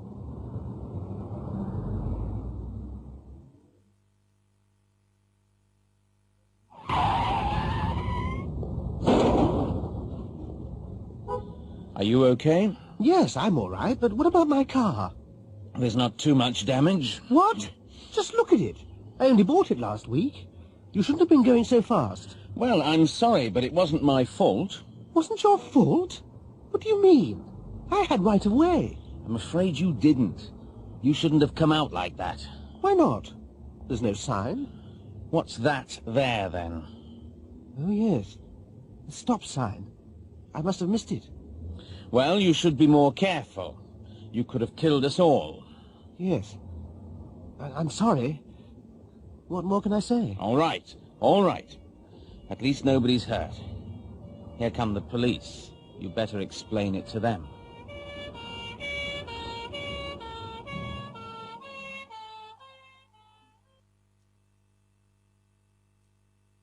They didn't stop to tell me. Inspector Waterman is interviewing Stan Fletcher, the driver of the hijacked truck. Sit down, Mr. Fletcher. Cigarette? No, thanks. I'm trying to stop smoking. Now, Mr. Fletcher, how did you manage to lose your truck? You know the story already. Well, tell us again. OK. I was driving down the M6 from Scotland, carrying whiskey, in cases. I decided to stop at Burnham Wood. Why Burnham Wood? I stopped to get some diesel, and I needed a coffee. I've been driving for 3 hours. Go on. After I'd filled a tank, I parked outside the cafe. Yes. I got my coffee and sat by the window to keep an eye on the truck. Did you see anybody near the lorry? No. Nobody. Then I went to make a phone call. A phone call? Yes. You can check. I stopped to get some change at the cash desk. OK. Then? Well, I was talking to my wife on the phone when I saw the lorry going past the window. I couldn't believe my eyes. I dropped the phone and ran outside, but it was too late. Had you remembered to lock the cab door? Yes. I always remember to lock it. I'm not stupid, you know. All right, all right. But can you actually remember locking it on this occasion? Yes, definitely. How can you be so sure? Well, I remember putting the key in the lock. It was all wet and dirty. was raining, you see, and I dropped it in a puddle. And the passenger door? Did you remember to check that? I don't actually remember checking it, but I'm sure I must have done. It locks from the inside, and I never use that door. But you don't remember checking it? No, not really. But you can't remember everything, can you? I might have forgotten to check it. So it could have been open? Yes. Yes, it could have been, but I bet it wasn't. Well, what's your theory, Mr. Fletcher? They must have had keys, mustn't they? They started the engine, didn't they? How did they get the keys? Don't ask me. I've got no idea. They didn't stop to tell me. Kidnapped. Hugh Rowland is a wealthy businessman. His wife phoned him an hour ago to tell him that their daughter hadn't returned home from school. He told her not to worry and came home at once. He's just arrived to find his wife in tears. Pamela, what's wrong? Is it Caroline? Yes. This note came through the door. She's been kidnapped. Kidnapped? Oh, my God, no. Have you phoned the police? No, don't touch the phone. Read the note first. £500,000. It'll take me a few days to get that much cash together. How long? I don't know. I just can't put my hands on that much money.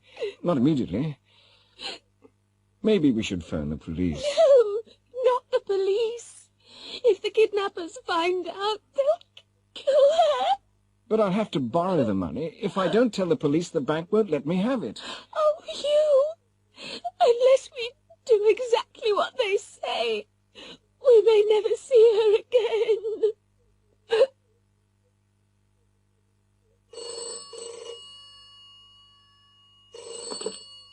Hugh Rowland? Did you get our note? Yes. Have you told the police? No, not yet. You'd better not. When can you get the money? I need a few days. You've got one day. How do we know that Caroline is still alive? You don't. You'll have to trust us. Get the money by tomorrow evening. You'll hear from us again. If you harm a hair on her head, I'll...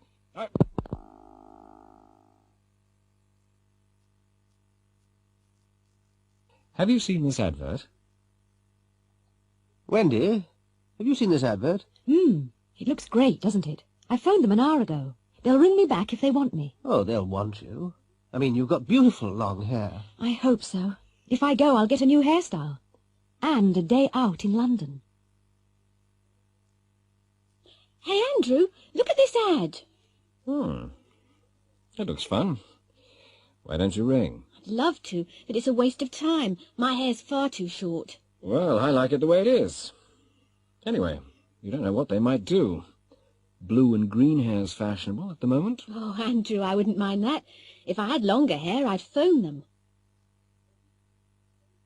Colin, take a look at this. Oh, yes, I've seen it. I'm going to phone tomorrow. It sounds very exciting. And you've got a decent car. There are some disadvantages. Every job's got disadvantages. But you're always complaining about your present job. I know. I'm prepared to try it. But we haven't got a phone. I won't take it if they don't pay the phone bills. Sandra, did you see this? Yes. You aren't interested, are you? What, me? I wasn't born yesterday. There are far too many things wrong with it. What do you mean? I wouldn't take a job like that. You wouldn't have any security. You wouldn't earn anything if you didn't work all day, every day. And I wouldn't take a sales job if they didn't provide a car. Yes. Look at the address. It's a hotel room. Certainly wouldn't work for a company if they didn't even have an office. Helen, what do you think of this advertisement? Well, didn't I tell you? It was in last week's paper, too. I applied. I've got an interview tomorrow. Do you think you'll get it? They seemed very keen on the phone. I think they'll offer me the job. So, you're going to California? I didn't say that. I won't take the job unless they agree to pay my return fare. It'll be hard work with 5 kids, and I won't go unless they offer me a good salary. There's a job in America in the paper. Yes, I know. I wouldn't dream of applying for it. Why not? You've been looking for a job in the States. It's slave labour, isn't it? 5 kids, 1 evening off a week. But the money might be very good. I wouldn't take it unless they paid me a really good salary, with longer holidays and more free time. And I certainly wouldn't go anywhere abroad unless they paid my return fare. Energy crisis. Good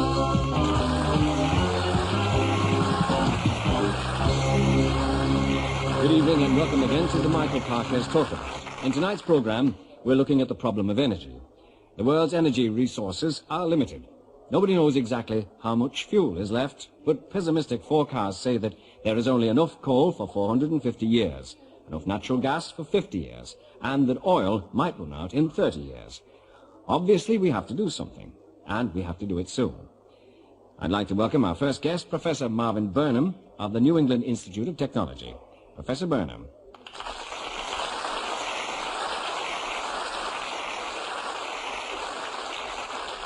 Well, we are in an energy crisis, and we will have to do something quickly.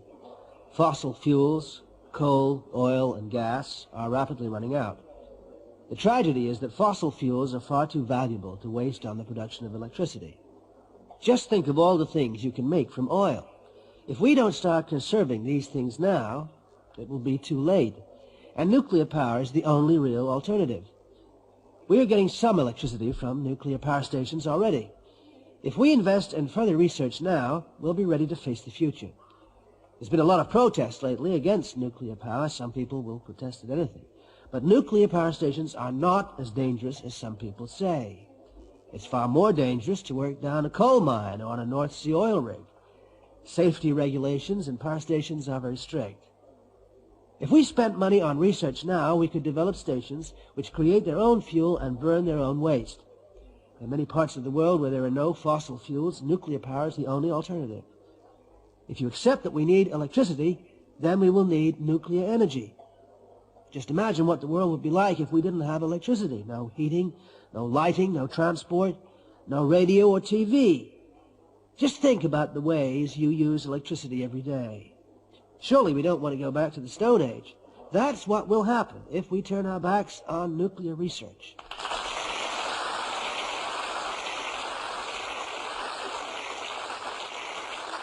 Thank you, Professor. Our next guest is a member of CANE, the Campaign Against Nuclear Energy, Jennifer Hughes.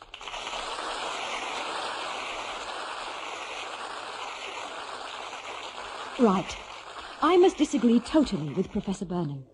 Let's look at the facts. First, there is no perfect machine. I mean, why do aeroplanes crash? Machines fail. People make mistakes. What would happen if there were a serious nuclear accident? And an accident must be inevitable, sooner or later. Huge areas would be evacuated, and they could remain contaminated with radioactivity for years. If it happened in your area, you wouldn't get a penny in compensation. No insurance company covers nuclear risks. There are accidents. If the nuclear industry didn't keep them quiet, there would be a public outcry. Radioactivity causes cancer and may affect future generations. Next, nuclear waste. There is no technology for absolutely safe disposal. Some of this waste will remain active for thousands of years. Is that what you want to leave to your children? And their children's children? A reactor only lasts about 25 years. By the year 2000, we'll have retired 26 reactors in the UK. Next, terrorism. Terrorists could hold a nation to ransom if they captured a reactor. In the USA, the Savannah River plant, and Professor Burnham knows this very well, lost, yes, lost, enough plutonium between 1955 and 1978 to make 18 atom bombs. Where is it? Who's got it?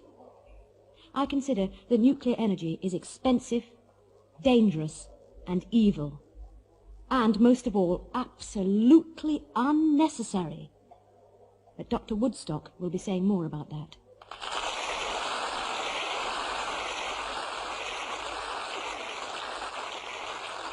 Thank you, Jennifer. Now, I'm very pleased to welcome Dr. Catherine Woodstock. She is the author of several books on alternative technology.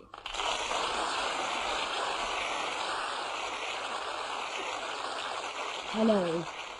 I'd like to begin by agreeing with Jennifer. We can develop alternative sources of power, and unless we try, we'll never succeed. Instead of burning fossil fuels, we should be concentrating on more economic uses of electricity, because electricity can be produced from any source of energy.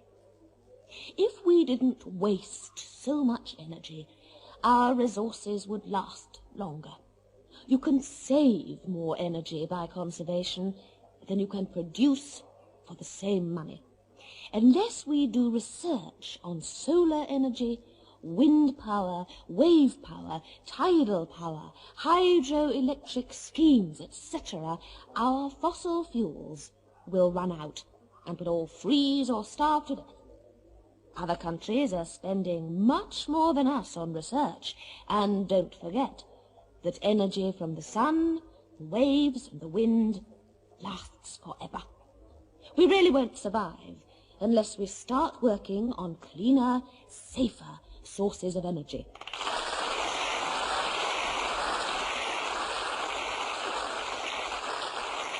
Thank you very much, Dr. Woodstock.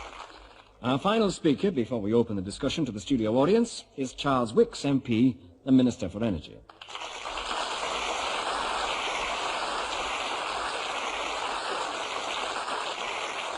I've been listening to the other speakers with great interest. By the way, I don't agree with some of the estimates of world energy reserves. More oil and gas is being discovered all the time. If we listen to the pessimists, and there are a lot of them about, none of us would sleep at night. In the short term, we must continue to rely on the fossil fuels, oil, coal and gas. But we must also look to the future. Our policy must be flexible.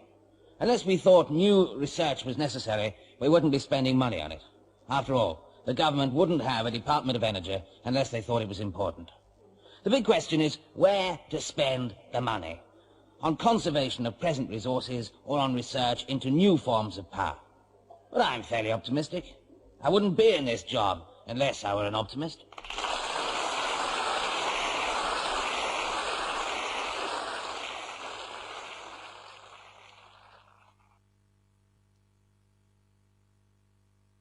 What would you have done? Last week we invited readers to write and tell us about things that had happened to them, or things that they had heard about. We wanted stories where people just didn't know what to do next. Here are the stories that interested us most. I was in a small country pub. I just sat down with a pint of beer. Suddenly this huge man, he looked like a boxer, came over, picked up my beer, drank it, banged the glass down on the table, stared straight at me, and then walked away without saying anything. I suppose I should have said something, but I was scared stiff. I didn't know what to do. What would you have done? Mr. A. Watney, Hull. I was on a touring holiday of France. It was a very hot day, and I stopped at a small deserted beach. I hadn't got my swimming costume with me, but it was early in the morning, and there were no people or houses in sight. So I took off all my clothes and swam out to sea. I'm a very strong swimmer. I lay on my back, closed my eyes, and relaxed in the water. When I looked back at the beach, a coach had arrived, and there were 30 or 40 people sitting on the sand having a picnic. What would you have done? Mr. T. Horniman, Ipswich.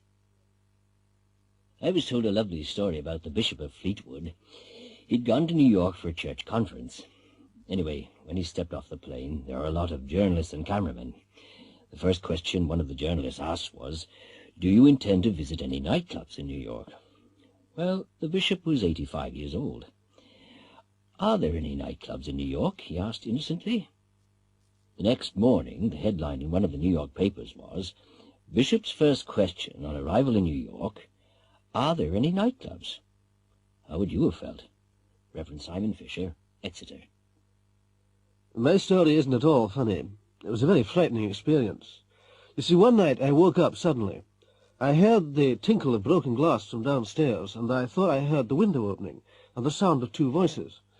My wife had woken up too. She told me to do something. A couple of days before, there'd been a report about a burglary in the local paper. The burglars had been interrupted, and they'd beaten up the householder. They'd nearly killed him. I was trembling with fear. I just didn't know what to do. In the end, I didn't go down, and they stole the silver tea service I'd inherited from my mother. Was I right? What would you have done? Mr. D. Boswell, Edinburgh. I had parked my car in a multi-storey car park, and I was taking a short cut through the side door of the restaurant in a large store. Halfway across the restaurant, I spotted my father eating pie, chips and peas. He often eats there. I crept up behind him, put my hand over his shoulder, took a chip off the plate, dipped it in the tomato sauce and ate it. Then I realized that the man was not my father. I was so embarrassed. I couldn't say a word. What would you have done? Miss H.P. Branston, Cardiff. I just parked my car in the street near the football stadium in Liverpool. It was 10 minutes before the start of the match, and I was in a hurry. Two little boys came up to me and said, "Give us 50p, we'll look after your car while you're at the match." I told them to clear off, and one of them looked at me with big, round, innocent eyes and said, "Unless you give us the money, something might happen to your car while you're away. You know, scratch or a flat tyre, something like that." I was furious. What would you have done? Mr. J. Hill, Birkenhead. I couldn't believe a story I heard the other day. It seems that a couple had just bought a house in Manchester. They wanted to insulate the roof, so they climbed up into the loft. There, under the water tank, was £20,000 in cash. They handed over the money to the police. Would you have reported the find? What would you have done? Mrs. B. Leyland, Birmingham.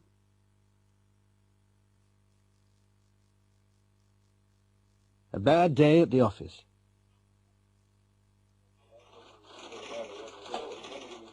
What was wrong with you this morning? Wrong with me? Sorry, Bob. I don't know what you mean. You walked straight past me. You didn't say a word.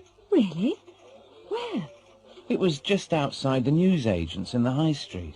I'm terribly sorry, Bob. I just didn't see you. Come on, Debbie. You must have done. I was waving. No, honestly, I didn't see you. If I had seen you, I would have said hello.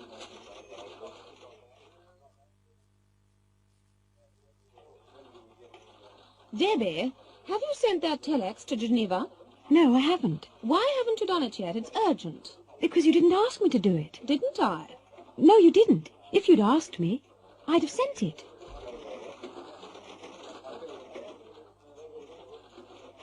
Did you see a letter from Brazil on this desk? Yes, it's here. Oh, good. Where's the envelope? I threw it away. Why? It had some nice stamps on it. I wanted them for my son. He collects stamps. Oh, Gordon, if only I'd known. It doesn't matter. No, I'd have kept it if I'd known.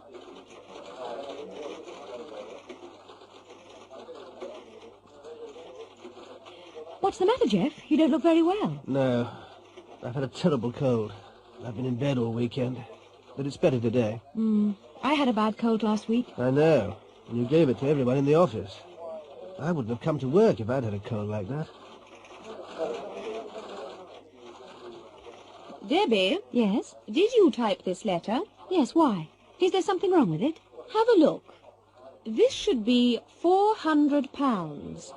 You've typed £40,000. Oh, yes. I'm ever so sorry. And you've also misspelt the customer's name. It should be Snelling, not Smelling. It's not funny, Debbie. If I hadn't noticed it, we could have lost the order.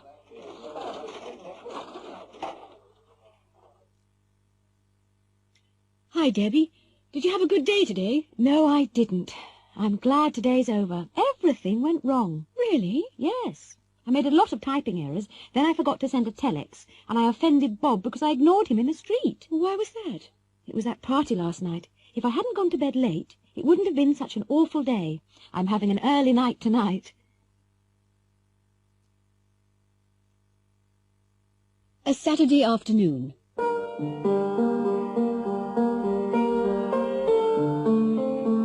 Gillian felt slightly uneasy as the porter unlocked the gates and waved her through. St. Alfred's Hospital was not an ordinary mental institution. It was the most exclusive institution of its type in the country.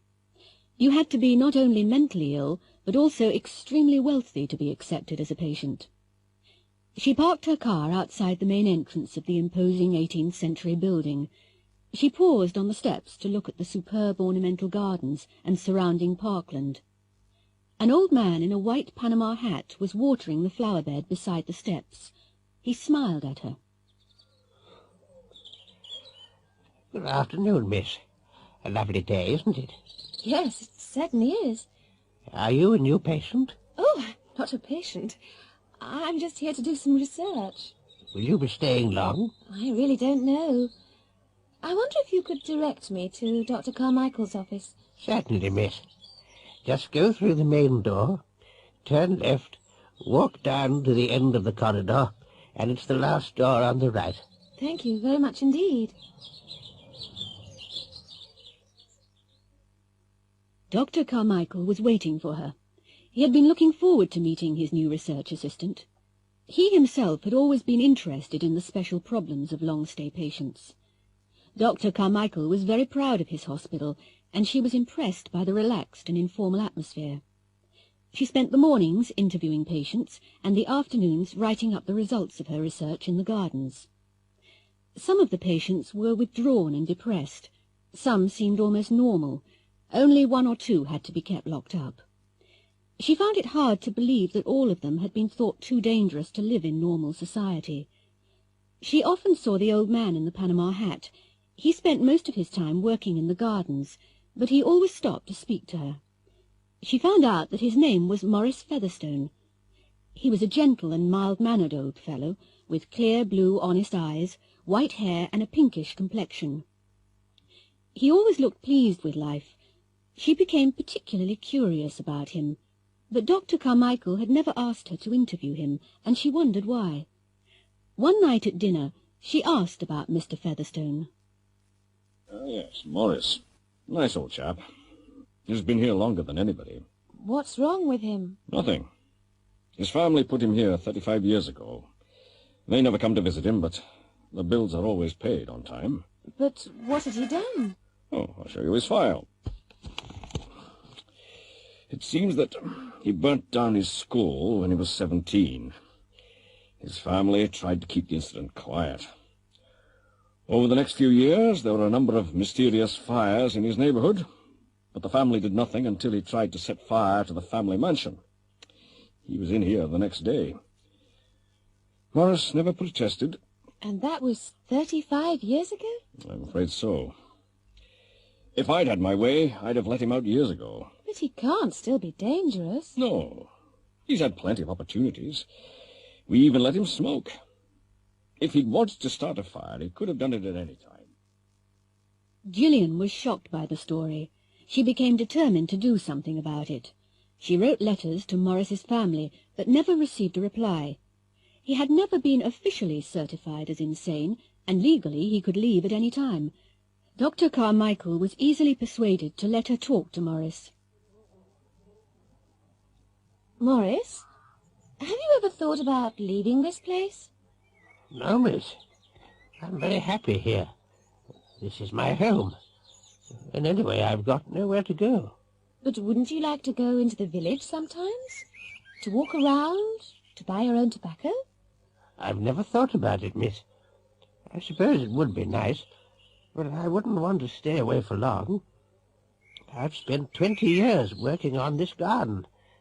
I know every flower and tree. What would happen to them if I went here?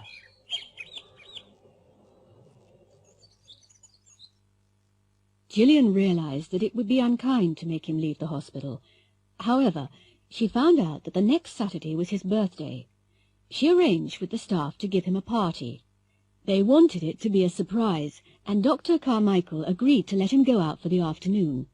There was a flower show in the village. Morris left at 2 o'clock. He seemed quite excited. They expected him to return about 4 o'clock. The cook had made a birthday cake, and the staff had decorated the lounge. Gillian was standing in the window when she saw him. He was early. He was walking up the drive towards the house, whistling cheerfully. Behind him, above the trees, Several thick black columns of smoke were beginning to rise slowly into the clear blue sky.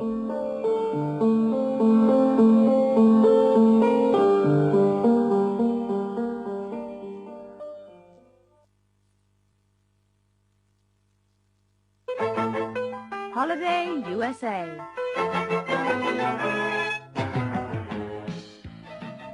Can you see yourself riding a cable car in San Francisco, eating fresh crab and lobster at Fisherman's Wharf, winning a fortune in the casinos of Las Vegas, or walking with the stars along Hollywood Boulevard?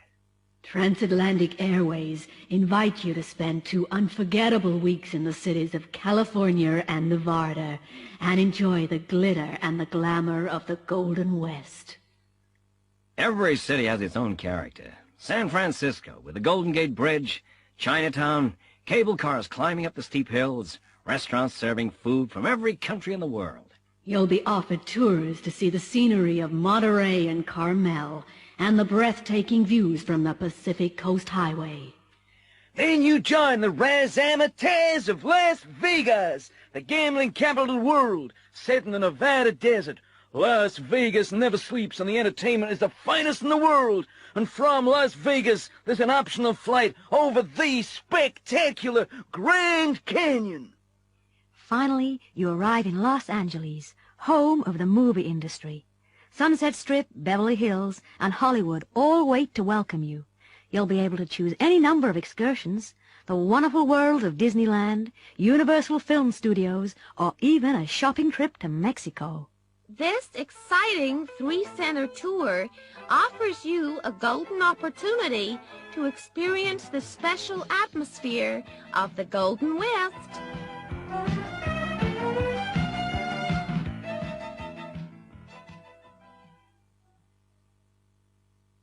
Mark and Emma Austin are a young couple in their late 20s. Emma was interviewed about the holiday. On the whole, we enjoyed it very much, but it was pretty tiring. We went on most of the excursions because we didn't want to miss anything. We really felt we needed more time. If we went again, we'd stay longer. We would have spent more time in San Francisco and less time in Los Angeles if we'd known more about the cities. Los Angeles was a bit disappointing. We went on a tour of Beverly Hills to see the houses of the stars. Unless you'd studied film history, you would never have heard of most of them. Generally speaking, the hotels, food and service were excellent. We found Americans particularly friendly. We probably took too much luggage. Clothes in the States were so cheap. It would have been a good idea to take empty suitcases. If we'd done that, the savings on clothes would almost have paid for the airfare. Jack and Vera Drake are a retired couple. Jack was asked about the holiday.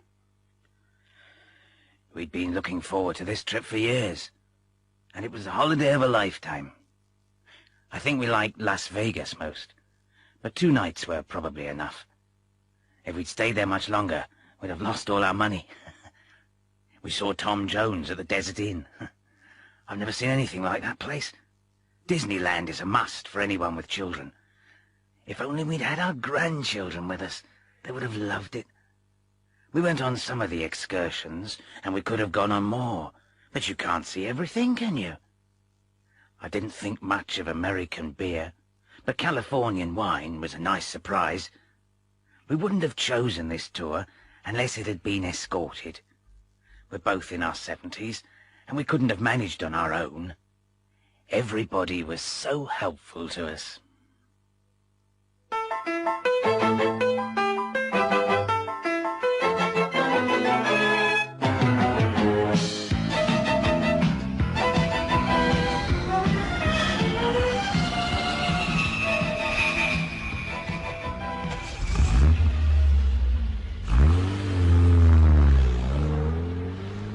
Fly Dry means freedom, the freedom of the road to explore this exciting country. Fly Drive must be the logical way of seeing the land of the motel and the freeway. America is made for drivers. American cars are easy to drive, comfortable, and petrol is much cheaper than in Europe. A flexible timetable is the ideal way of getting the most out of your holiday. We book your first night's accommodation in a hotel near the airport and deliver your car in the morning.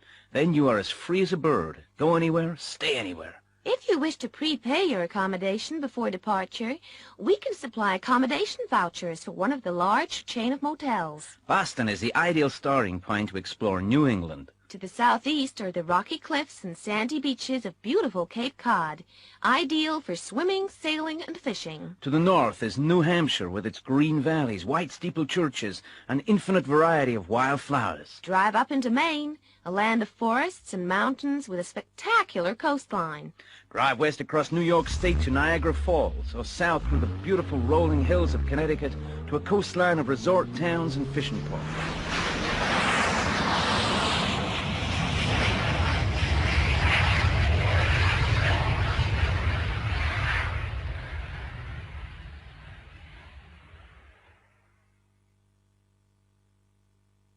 Matthew and Polly Winthrop took their 2 children on the fly drive holiday.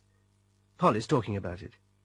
We'd never have gone fly drive unless we'd had the kids with us. Matthew is a bus driver, and it wasn't much of a holiday for him. But I think it's the only way to travel with young children. The distances were much greater than we had imagined. If we had another holiday in the States, we wouldn't try to drive so far. I think we'd cover the longer distances by plane, and then hire a different car in each place. The motels were very well equipped, and the children were always made welcome. The motels didn't have much character, but when you're touring, you just need somewhere to sleep. Every room had TV. For us, that was marvellous. We wouldn't have been able to leave the children if there hadn't been a TV in the room. We would never have left them alone for too long, of course, but it was nice for us to go down to the bar for a drink. New England was absolutely fantastic, and would recommend it to anyone. Ian and Chris are in their early 20s. Chris spoke about their holiday. Oh, it was really great. We took it in turns to drive, so the distances didn't seem too long. American cars are tremendous. They're so big. One night we couldn't find a motel and we slept in the car. We bought loads of records and clothes. If we'd bought them in England, they'd have cost twice as much. We went in the autumn. They'd call it fall in the States, and the colours on the trees in New England were unbelievable. We wouldn't have chosen this holiday unless we'd liked driving. You spend a lot of time in the car. We intend to go again next year, but we'll go to Miami or San Francisco, if we can afford it.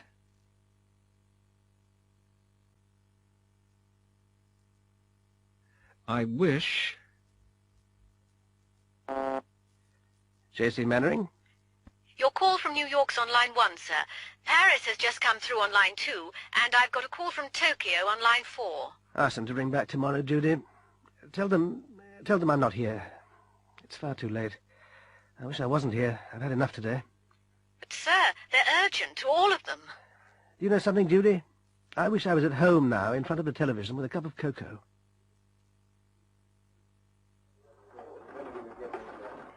Look at that. It's pouring with rain again, and I've got to walk to the station. Typical British weather. It's all right for old Mannering. His Rolls-Royce is downstairs, waiting to take him home. I wish I had a chauffeur-driven Rolls. I wish I had a car. Any car. I'm going to get soaked tonight.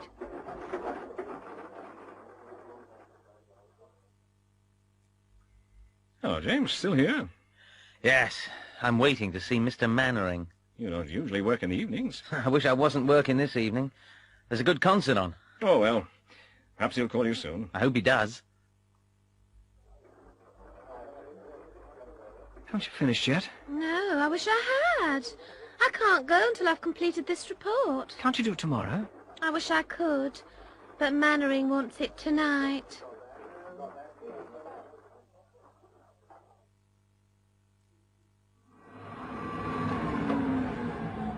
Evening, Joan. Evening, Shirley. Oh, I don't feel like working tonight. Neither do I. I hate this kind of work. Why'd you do it, then? I wish I didn't have to, but we need the money. My husband's out of work again. I know what you mean. I wish I'd learned to type or something like that. We can all wish. I left school at 14. I wish I hadn't, but there was no choice in those days. Youngsters have so many opportunities nowadays. I wish we'd had the chances. I'd never have ended up as a cleaner. Come on, Shirley, let's have a cup of tea.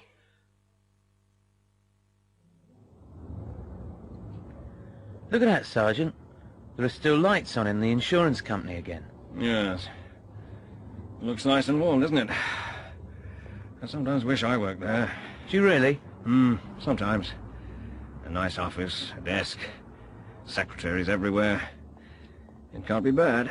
And the boss's rolls outside. Certainly know what they say. The grass is always greener on the other side of the hill. I suppose you're right, Sarge. Hey, that rose is on a double yellow line. Oh, yes. Give him a parking ticket. He can afford it.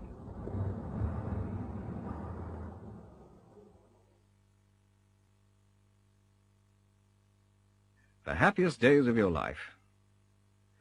Some people say that your school days are the happiest days of your life. Here are 6 people talking about their school days. Sally Jennings works in an advertising agency. I went to the local grammar school. It was an all-girls school and we all had to wear uniform. That uniform, I really hated it.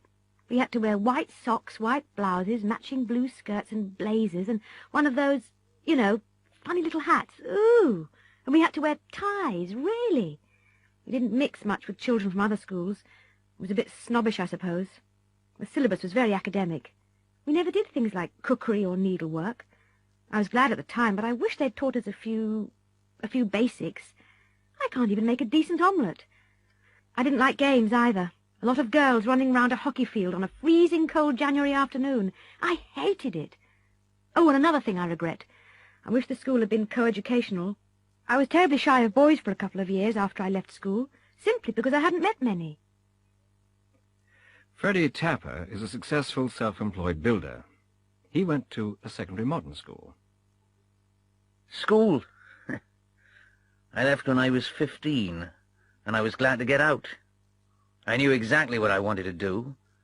I wanted to start earning a living as soon as possible, in the real world. Most of the teachers were boring, and they didn't seem to understand us. They lived in a different world.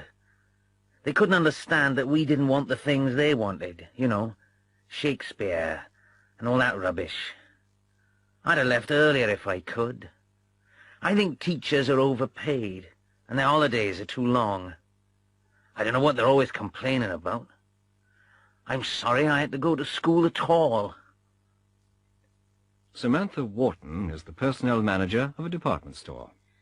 I was at a big comprehensive, nearly 2,000 students. Because it was so big, there was a wide choice of subjects, and I liked that. I suppose it was a bit impersonal sometimes. I often wished it had been smaller, but the teaching was very good, and there were lots of extra activities. I played in the school orchestra, not very well, and helped to produce the school newspaper. I think comprehensives could be improved. A lot of my friends left at 16, and they now regret leaving so early. Some of them would have done very well academically, if they'd been encouraged enough. Still, maybe things are different now. William Bunter is a civil servant. He's a senior official in the Foreign Office. I went to Eton, actually. I suppose I had a very privileged education. Academic standards were very high, and I was able to go on to Oxford. The thing I remember most is the comradeship. The friendships I made there have lasted through my life. Sports were very important for me. I believe that team games teach people to work together, and we played every afternoon. There's been a lot of bad publicity about corporal punishment in schools. I was often beaten, but it didn't do me any harm. Maybe young people would be better behaved these days if there were more discipline in schools. My only regret about boarding school is that I didn't get to know my parents very well. I didn't see much of them after the age of 8. I've thought a lot about the problems, but I'd like to send both of my sons to Eton. I've already reserved their places. Joyce Brown is a housewife. I was brought up in the country, and I went to the little village school. We were all together, boys and girls of all ages. It was like one big happy family. It was difficult for the teacher, of course, different ages and abilities, but the older children helped the younger ones. I think it was a good preparation for life. I wish they'd never closed it. My children have to travel 4 miles by bus to the school in town. My school days were very happy. I never passed any exams, but I don't regret going to my little village school. Darren Andrews was at a comprehensive school. He's unemployed. I left last year when I was 18. I passed all my exams, but I still haven't been able to find a job. I wish I'd applied for university, but even with a degree, there's no guarantee of work nowadays. I wish I'd chosen different subjects. I specialized in English literature, history, and Latin. I enjoyed doing them, but you see, most of the jobs these days are on the technical side. I think schools ought to give more advice on careers, and there should be more specific job preparation. If I'd known more about job possibilities, I'd have done other subjects.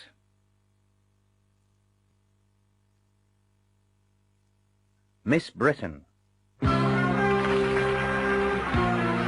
This is the third and final stage of the Miss Britain competition. We've seen all the contestants in bathing costumes and in evening dresses, and the judges have selected our 6 finalists. The last stage is the interview, and in this stage, our contestants will be judged on charm, intelligence, and personality.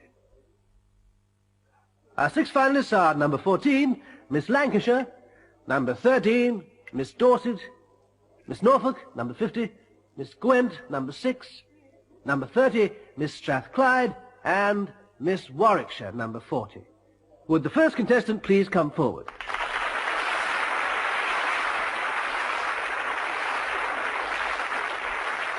This is 17-year-old Grace Field from Lancashire. Just stand there, Grace. You're a shop assistant, aren't you? Yes, I am. What kind of shop is it? It's a clothes shop. We sell children's clothes. It's only a temporary job, actually. Now, first of all, what do you do in your spare time? Well, I like dressmaking. I make all my own clothes and cooking. I do a lot of cooking.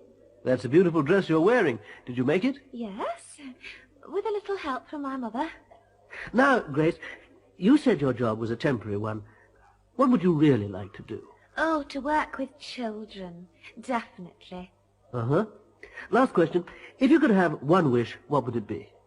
I've thought about that a lot. World peace. Thank you, Grace.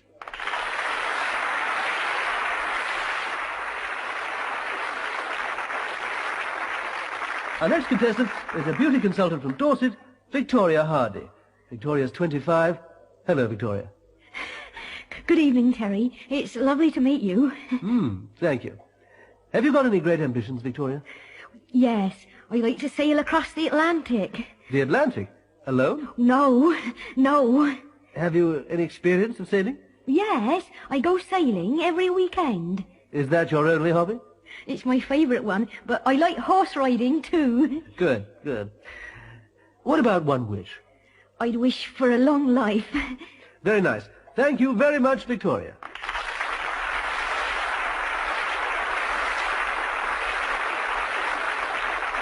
The third finalist is Lynn King, a primary school teacher from Norfolk. You look too young to be a teacher, Lynn. None of my teachers look like you. I'm 21. This is my first year. I see. Tell me about your hobbies. I'm very interested in astronomy and playing the piano. Ah, music and the stars. Very interesting. Have you got any great ambitions? You'll laugh, but my ambition is to go to the moon. Seriously. Do you think you ever will? Who knows? And if you could make a wish? I just wish for happiness.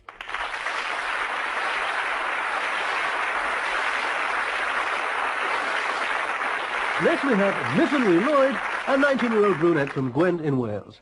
What do you do, Myfanwy? No, Myfanwy. We pronounce it Myfanwy. I'm still at university. What are you studying? Drama. It's also my hobby. Any other hobbies, Myfanwy? Well, I'm a black belt in judo. Oh, dear. I'd better pronounce your name correctly, hadn't I? It's all right. What do you hope to do when you leave university? To be an actress. I'm sure you'll be successful. Would you like to make a wish? Yes. I'd wish for health. I think it's the most important thing in life.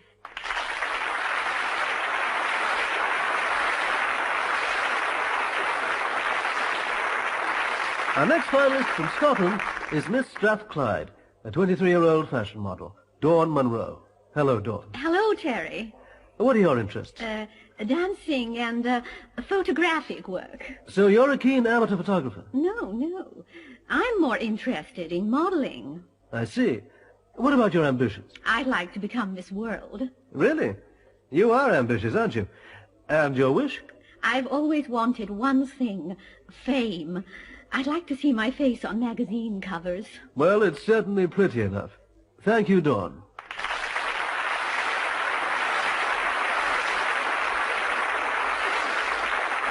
Finally, Kerry Talbot, Miss Warwickshire. How old are you, Kerry? 18. Don't be nervous. Speak up a bit. And do you work? I'm a typist. What do you like doing in your free time? Reading. I like reading and swimming. What's your ambition? To have a large family. I love children. And if you had one wish, what would you ask for? It sounds silly, but I'd ask for good luck. I'm very superstitious. Look, my fingers are crossed. Thank you, Kerry. Now, while our judges are making their final decision, we'll take a short break.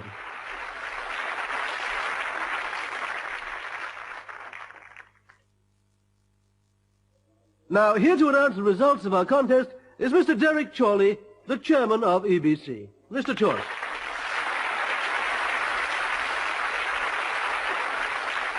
Thank you, Terry. I'm going to read the results in reverse order. Third, for a prize of £5,000 and a weekend in Paris, is number 13, Victoria Hardy from Dorset.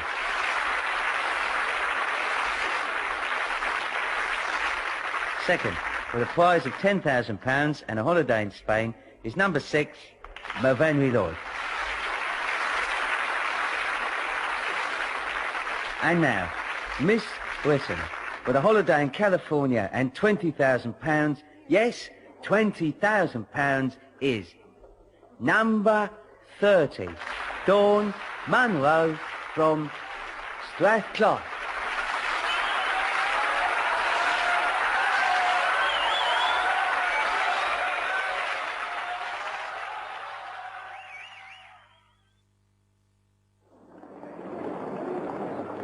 I never watch beauty contests. They're like a cattle market. I think they insult the intelligence of women. No woman with any self-respect would ever enter a competition like this. I find them totally degrading. I certainly don't take them seriously. They're harmless fun, really. I mean, you see prettier girls every day in shops and offices, but people earn a living from their intelligence or from their abilities. Why shouldn't they make money from their appearance? I occasionally watch them, but I don't think I'd like them if I were a woman. After all, a lot of girls would look just as good with the makeup, clothes and lights. Anyway, beauty's only skin deep.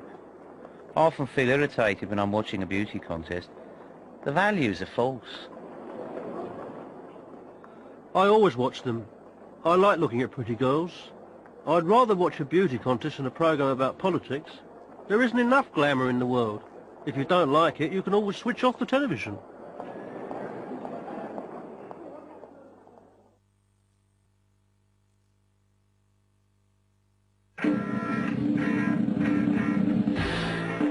Operation Impossible. 006. I want you to look at these pictures carefully. This could be the most important mission of your life. At last, we've got the chance to break the biggest crime syndicate in the world. Smash. Look at the man in the middle. He's the one we've been after for years. Who is he? We think he's the one that controls Smash. He's certainly the one that ordered the murder of 003, the one that planned the hijacking of the jumbo jet full of world leaders, and he organizes the biggest drug smuggling operation in the world. Do we know his name? We know some of them. Otto Krugerrand.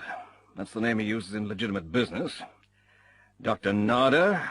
That's the name he was using in Vienna last year. John Smith. That's the signature he left in a hotel register in Bangkok. Who's the gorilla standing behind him? Slow Job. He's the bodyguard who travels everywhere with Krugerrand. And the only person he trusts. He's an expert assassin. He's the one who fed 004 to the crocodiles. How charming. What about the woman? Don't you recognize her? No, I've never seen her before. You would have recognized her if she hadn't had plastic surgery and dyed her hair. Think back to Beirut. Not Heidi Schwartz. She's the one who arranged the pipeline explosion and then vanished into thin air. She's also Krugerrand's wife, and the only pilot he allows to fly his private plane. Who's the little guy wearing thick glasses? That's Professor Beratsky, the mad scientist who defected from Moldania. He's an expert on laser technology, and the first man who's been able to perfect a space laser weapon. Krugerrand is planning to build a private space rocket which could put a satellite into orbit. Do you understand the importance of this, 006? If they got a laser weapon into space, they could hold the world a ransom. That's something which must not happen, 006. Take a look at this picture, 006. It's an oil rig. It looks like it, doesn't it? It belongs to Krugerrand's oil company. It's a rig that's supposed to be drilling for oil in the Indian Ocean. Below it, there's a vast undersea complex. The superstructure looks odd. In fact, it conceals the launch pad they're going to use for the rocket. That must be a radar scanner there. Yes. It's the scanner they'll use to track the rocket, but they can also see anything that tries to get near the rig. It's going to be very difficult to get you in, 006. There's a helicopter pad. We think that would be too dangerous. Look at the helicopter closely. It carries air-to-air missiles which could destroy any aircraft approaching the rig. How are we going to do it then? Go home and pack. We're flying you to Scotland tonight for 2 weeks of intensive mini-submarine training. That sounds fun. And 006, try not to be late for the plane this time.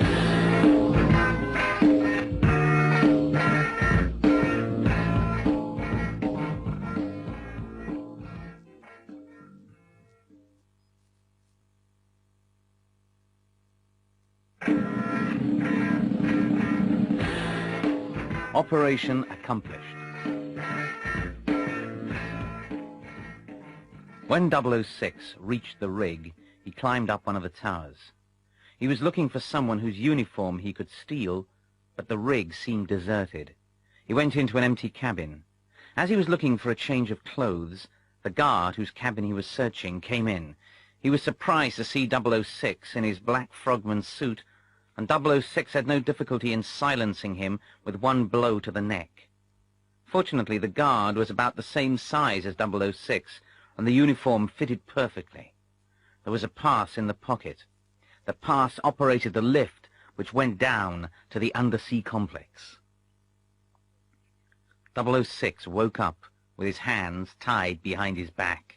His head was throbbing. He was not alone.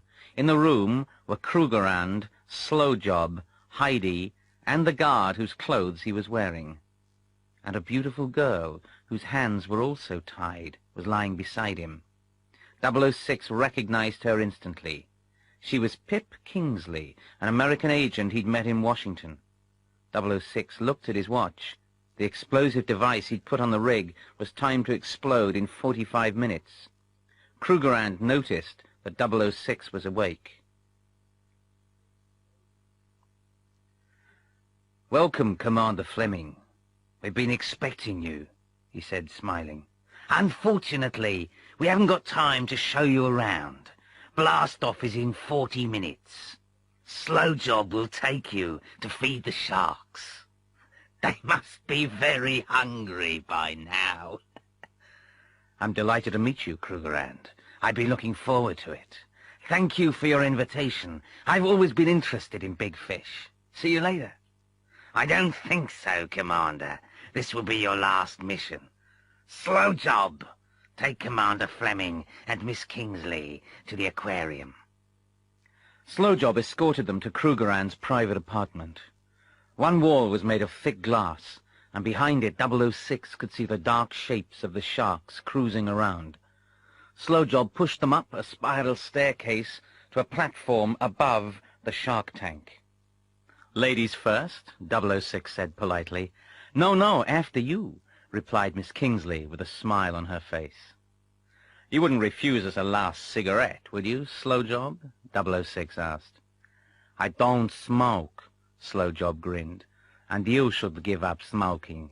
It's bad for your health. Now come on, slow job. There are some cigarettes and a lighter in my pocket. 006 indicated his jacket pocket. Okay, but don't try anything. Slow job reached into 006's pocket and took out the cigarettes and lighter. He was careful to keep his gun trained on 006 all the time.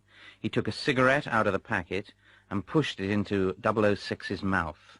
He pressed the lighter with his thumb. The sudden force of the flame took him by surprise. At that moment, 006 kicked him in the stomach. He fell backwards and disappeared into the tank. Within seconds, all that remained of him was a red pool of blood on the surface. The lighter had dropped to the floor and was still burning, and 006 was able to burn through the ropes which held his hands. He quickly released Miss Kingsley. He glanced at his watch. "We haven't got much time," he said. "Can you fly a helicopter?" "I can fly anything if I have to," she replied calmly. "Good. Go and get the engine started and be ready to go. If I'm not there in exactly 10 minutes, go without me." 006 ran back to the control room and walked calmly in. "Good evening, gentlemen," he said. Krugerrand turned, and he was moving his hand towards his pocket when a jet of flame from 006's lighter threw him back across the room. 006 pointed the lighter at Baratsky and Heidi while he pulled every switch on the control panel until it exploded and burst into flames. 006 ran quickly to the lift, but it was on fire. He had 5 minutes left, and he started to climb the ladder in the lift shaft. He was halfway up when he felt a hand grabbing at his ankles. It was Krugerrand. 006 gripped the ladder tightly, turned, and kicked Krugerrand hard in the face. He fell back, screaming, into the flames below. The helicopter was already in the air, hovering about a meter above the pad. 006 leapt onto a wheel, shouting, "Take it up! Take it up!" The helicopter soared into the sky. A few seconds later, there was a massive explosion as the rig went up. 006 managed to climb into the helicopter cabin. He sat back, reached into his pocket, and took out his cigarettes. He put one in his mouth. "Oh, blast," he said. "I seem to have forgotten my lighter. You haven't got a light, have you?"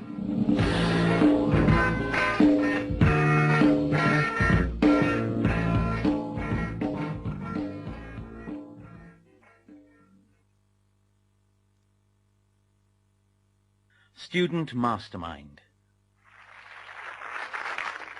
Our next contestant on Student Mastermind is Victoria Bamber, who is a student at Sandpool Comprehensive.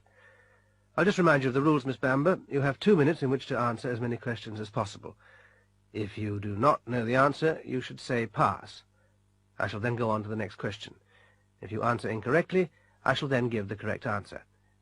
You will get 1 point for each correct answer. If 2 contestants have the same number of points at the end, the one who has the fewest number of passes will be the winner. Are you ready? Yes.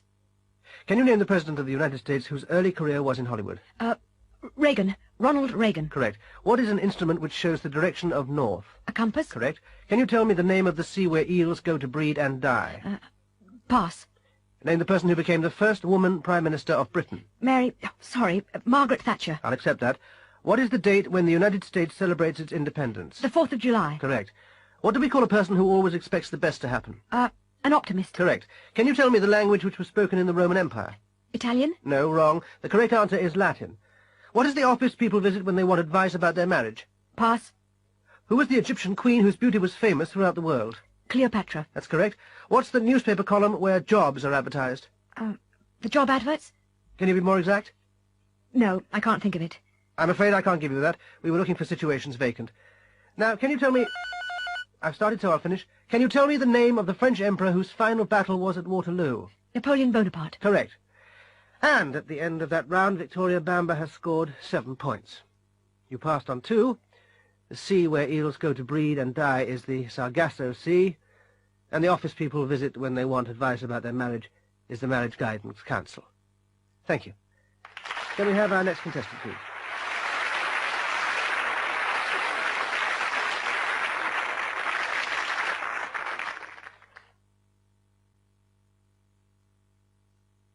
Describing things.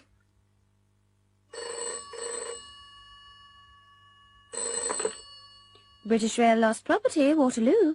Oh, good morning. I left my briefcase on the train this morning. I wondered if it had been handed in. Which train, sir? Sorry, the 747 from Bournemouth. Can you describe the briefcase, sir? Yes. It's sort of, well, an average-size, rectangular, black leather briefcase with brass locks. We've got rather a lot like that, sir. Did it have your name on it? No, not my name. But it's got the initials JR near the handle. Hang on then, sir. I'll just go and have a look.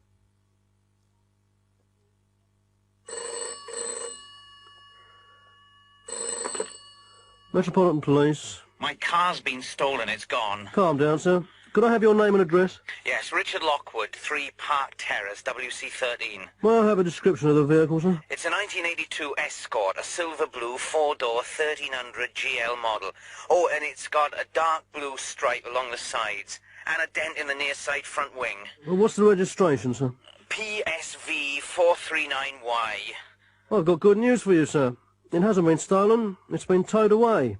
It was parked in a double yellow line. You can collect it from the police compound. And you'd better bring your checkbook with you.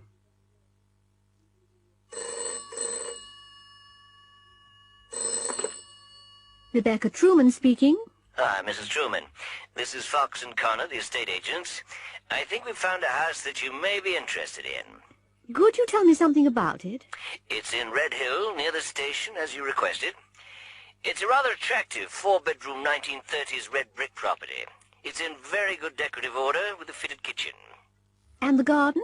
There's a large, mature garden. Would you like to view it? Yes, I think it's worth a look. Could you put the details in the post?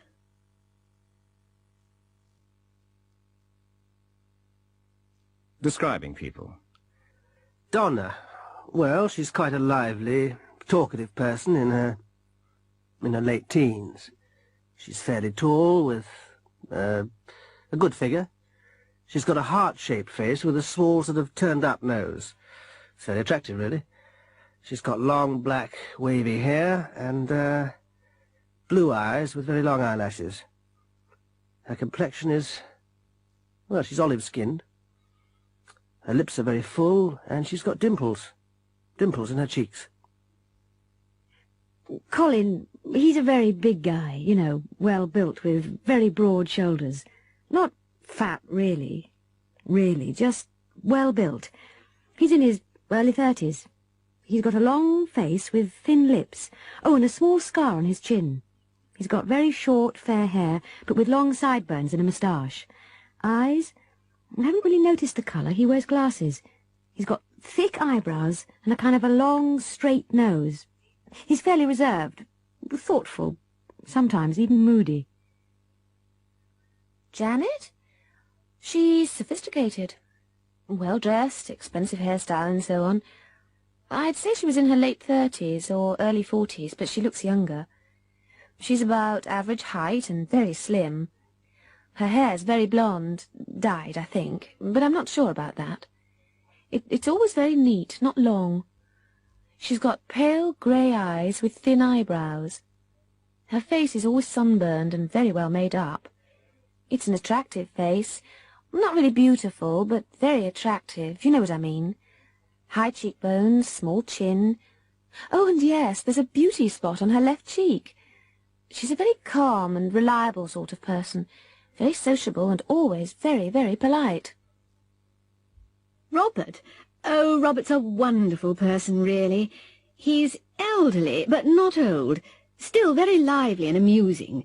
He's probably in his early 70s. He's got white hair, receding a bit, and a small white beard. He's medium build, a little overweight, perhaps. He's got very nice large brown eyes, and he always seems to be smiling. Lots of wrinkles round the eyes. Laughter lines, I think you call them.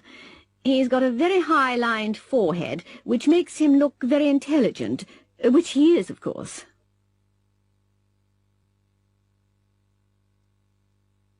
Budget Day. The British government normally announces changes in taxation once a year.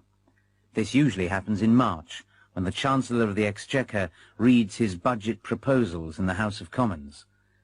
He outlines the changes in taxation which will balance government income and expenditure for the next year. Sometimes the changes in indirect taxation take effect immediately. Many people try to beat the budget by guessing which articles will increase in price and buying them before the Chancellor makes his announcement. Hello, darling. You're late. Yes, I went to the garage to get some petrol. But that only takes 5 minutes, doesn't it? Not today. There was a queue halfway down the road. Really? Why? There isn't another oil crisis, is there? No, they were all filling their tanks to beat the budget. Everybody expects a big increase in tax on petrol. I bought 10 gallons. Says in the paper that they might increase taxes on electrical goods. Perhaps we should buy that new fridge-freezer we were looking at. What do you think? Yes, we need one anyway. Well, can you get to the shop at lunchtime? I'm afraid not. Look, we know how much it is. Why don't you write a cheque and send Stuart to buy it? All right, if you're sure we can afford it. It was an Electrolux 1241, wasn't it? Send him to get it at the showroom in Highfield Road. They had it on special offer. Stuart, switch on the television, will you? I want to hear the news about the budget. Right, Mum. And here are the major points about today's budget again. In order to raise £60 million, the government proposes to increase the duty on tobacco. This will mean an increase of 15p on a packet of cigarettes, which should please anti-smoking campaigners. The Chancellor has also increased the duty on beer, wines and spirits in order to raise an extra £400 million in revenue. The government has also increased petrol tax by 15% so as to encourage energy saving. Value-added tax has been reduced by 2% so as to stimulate the economy. This will mean that household goods, televisions, washing machines, fridges, etc. will go down in price.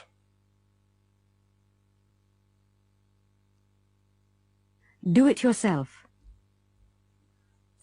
Well, I'm very impressed by all the work you've done on your house, Mr. Miller. How long have you been working on it? I first became interested in do-it-yourself several years ago. See, my son Paul is disabled. He's in a wheelchair. And I just had to make alterations to the house. I couldn't afford to pay workmen to do it. I had to learn to do it myself. Have you had any experience of this kind of work? Did you have any practical skills? No. I got a few books from the library, but they didn't help very much. Then I decided to go to evening classes so that I could learn basic carpentry and electrics. What sort of changes did you make to the house? First of all, practical things to help Paul. You never really realise the problems handicapped people have until it affects your own family. Most government buildings, for example, have steps up to the door. They don't plan buildings so that disabled people can get in and out. We used to live in a flat. Of course, it was totally unsuitable. Just imagine the problems a disabled person would have in your house. We needed a large house with wide corridors so that Paul could get from one room to another. We didn't have much money, and we had to buy this one. It's over 90 years old, and it was in a very bad state of repair. Where did you begin? The electrics. I completely rewired the house so that Paul could reach all the switches. I had to lower the light switches and raise the power points. I went on to do the whole house so that Paul could reach things and go where he wanted. What else did you do? By the time I'd altered everything for Paul, do-it-yourself had become a hobby. I really enjoyed doing things with my hands. Look, I even installed smoke alarms. What was the purpose of that? I was very worried about fire. You see, Paul can't move very quickly. I fitted them so that we would have plenty of warning if there were a fire. I put in a complete burglar alarm system. It took weeks. The front door opens automatically, and I'm going to put a device on Paul's wheelchair so that he'll be able to open and close it when he wants. What are you working on now? I've just finished the kitchen. I've designed it so that he can reach everything. Now I'm building an extension so that Paul will have a large room on the ground floor where he can work. There's a £10,000 prize. How are you going to spend it? I'm hoping to start my own business so that I can convert ordinary houses for disabled people. I think I've become an expert on the subject.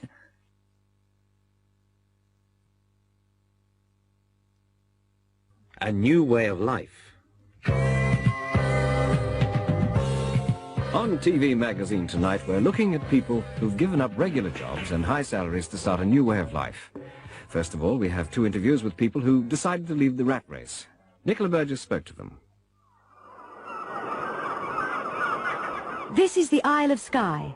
Behind me you can see the croft belonging to Daniel and Michelle Burns, who gave up their jobs to come to this remote area of Scotland. Daniel was the sales manager of High Vita, the breakfast cereal company, and Michelle was a successful advertising executive. Michelle, can you tell us what made you give up everything to come here? Everything? That's a matter of opinion. A big house and 2 cars isn't everything. Dan and I both used to work long hours. We had to leave so early in the morning and we came home so late at night that we hardly ever saw each other.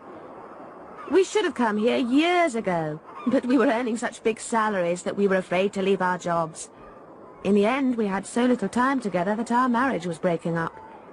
So, 2 years ago, we took a week's holiday in the Scottish Highlands. We saw this place, and we both fell in love with it. It was for sale, and we liked it so much that we decided to give up our jobs, and here we are. How do you earn a living, if you don't mind me asking? We don't need very much. We keep sheep and goats, grow our own vegetables. We've got a few chickens. It's a very simple life, and we're not in it for profit. We're still so busy that we work from 5 in the morning until 8 at night. But we're together. We're happier than we've ever been, and we're leading a natural life. There must be some things you miss, surely. I don't know. We knew such a lot of people in London, but they weren't real friends. We see our neighbours occasionally, and there's such a lot to do on the farm that we don't have time to feel lonely. At least we see each other now.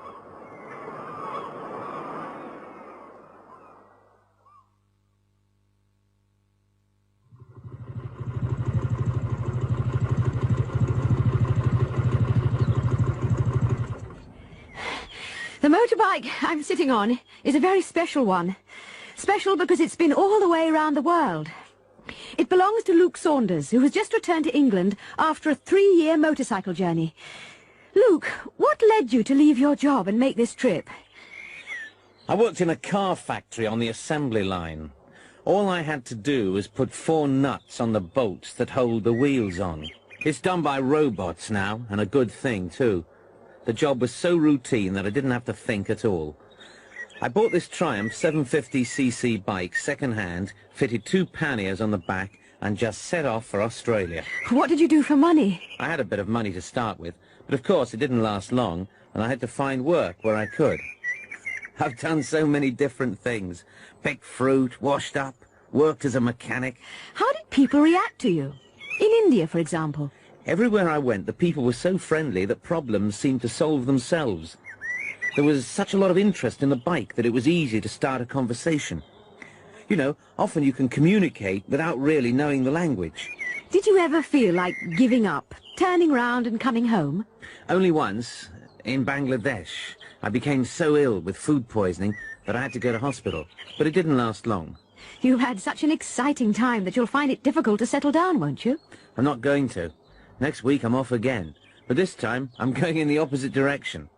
See you in about 3 years' time.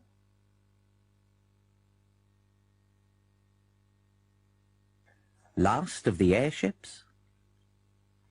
At 7:20 p.m. on May the 6th, 1937, the world's largest airship, the Hindenburg, floated majestically over Lakehurst Airport, New Jersey, after an uneventful crossing from Frankfurt, Germany. There were 97 people on board for the first Atlantic crossing of the season. There were a number of journalists waiting to greet it. Suddenly, radio listeners heard the commentator screaming, "Oh my God! It's broken into flames! It's flashing! Flashing! It's flashing terribly!" 32 seconds later, the airship had disintegrated, and 35 people were dead. The age of the airship was over. The Hindenburg was the last in a series of airships which had been developed over 40 years in both Europe and the United States. They were designed to carry passengers and cargo over long distances. The Hindenburg could carry 50 passengers, accommodated in 25 luxury cabins, with all the amenities of a first-class hotel. All the cabins had hot and cold water and electric heating. There was a dining room, a bar, and a lounge with a dance floor and a baby grand piano. The Hindenburg had been built to compete with the great luxury transatlantic liners. It was 245 meters long, with a diameter of 41 meters. It could cruise at a speed of 125 kilometers per hour and was able to cross the Atlantic in less than half the time of a liner.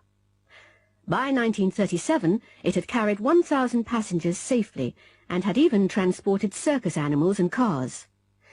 Its sister ship, the Graf Zeppelin, had flown 1.5 million kilometers, and it had carried 13,100 passengers without incident.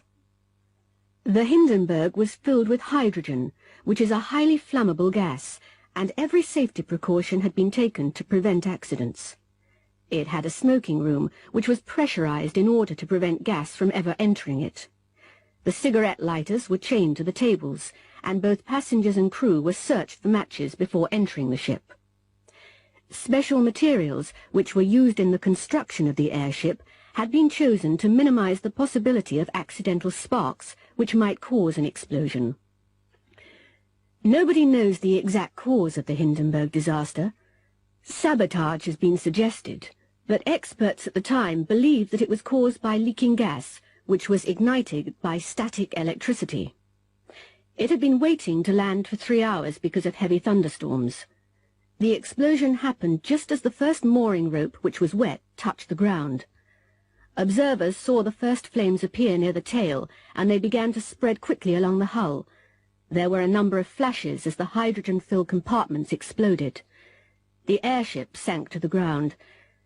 The most surprising thing is that 62 people managed to escape. The fatalities were highest among the crew, many of whom were working deep inside the airship. After the Hindenburg disaster, all airships were grounded, and until recently they have never been seriously considered as a commercial proposition.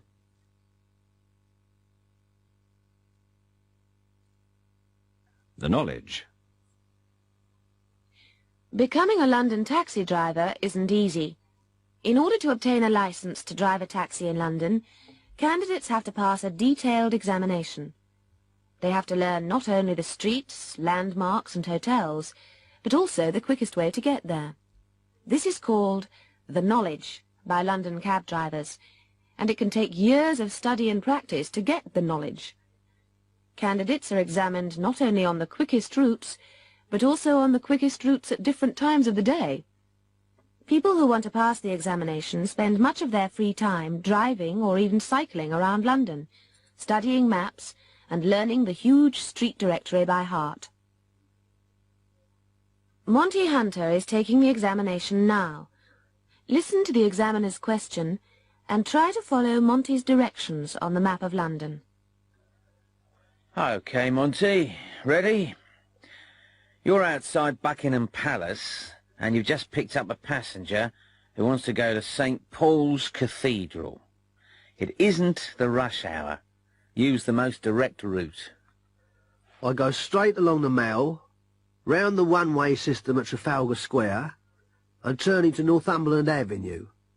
I turn left along the embankment and carry on as far as Blackfriars Bridge.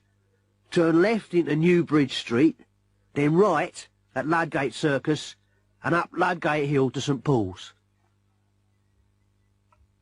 Travelling on the London Underground, the Tube, presents few difficulties for visitors because of the clear, colour-coded maps. It's always useful to have plenty of spare change with you, because there are often long queues at the larger stations. If you have enough change, you can buy your ticket from a machine. You will find signs which list the stations in alphabetical order with the correct fares near the machines. There are automatic barriers which are operated by the tickets. You should keep the ticket because it's checked at the destination. Listen to these people talking about the underground map and follow their routes on the map.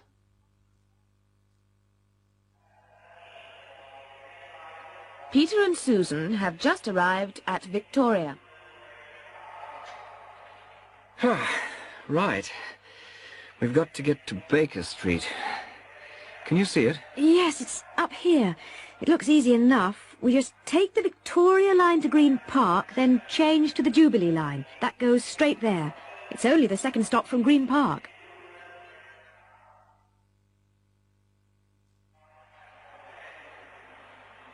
Laura is at the inquiry office at King's Cross. Oh, excuse me. How do I get to King's Road, Chelsea? I mean, which is the nearest tube station? You want Sloane Square? Take a look at this map. The best way is to take the Victoria line. That's this light blue one, as far as Victoria Station. Then you'll have to change. When you get to Victoria, follow the signs for the Circle and District lines. They're on the same platform. Then take the first eastbound train. It doesn't matter which one it is. Sloane Square's the next stop. Thank you very much indeed.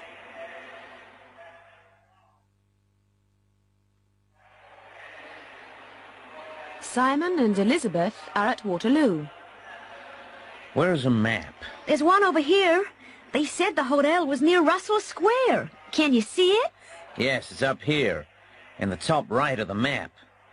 Look, I reckon we should take the Bakerloo as far as Piccadilly Circus, then change to the Piccadilly line. That's the dark blue one. It's only 4 stops to Russell Square. Are you sure that's the quickest way? We could take the Northern line, it's the black one, to Leicester Square and join the Piccadilly line there. There's not much in it, really. Might as well take the Northern. You got any change for the ticket machine?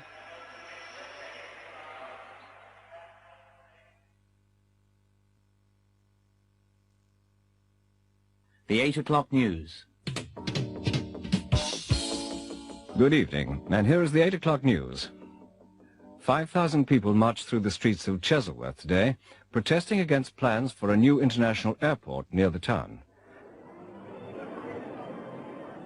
Although there was such a large number of demonstrators, there was no trouble. The demonstrators marched to the town hall, where a public inquiry into the plans was taking place, and handed in a petition to the chairman of the inquiry. A new airport is needed because the other airports in the London area are overcrowded. Several sites for the new airport have been suggested, and Chesilworth was considered because it is near both a major motorway and a railway line.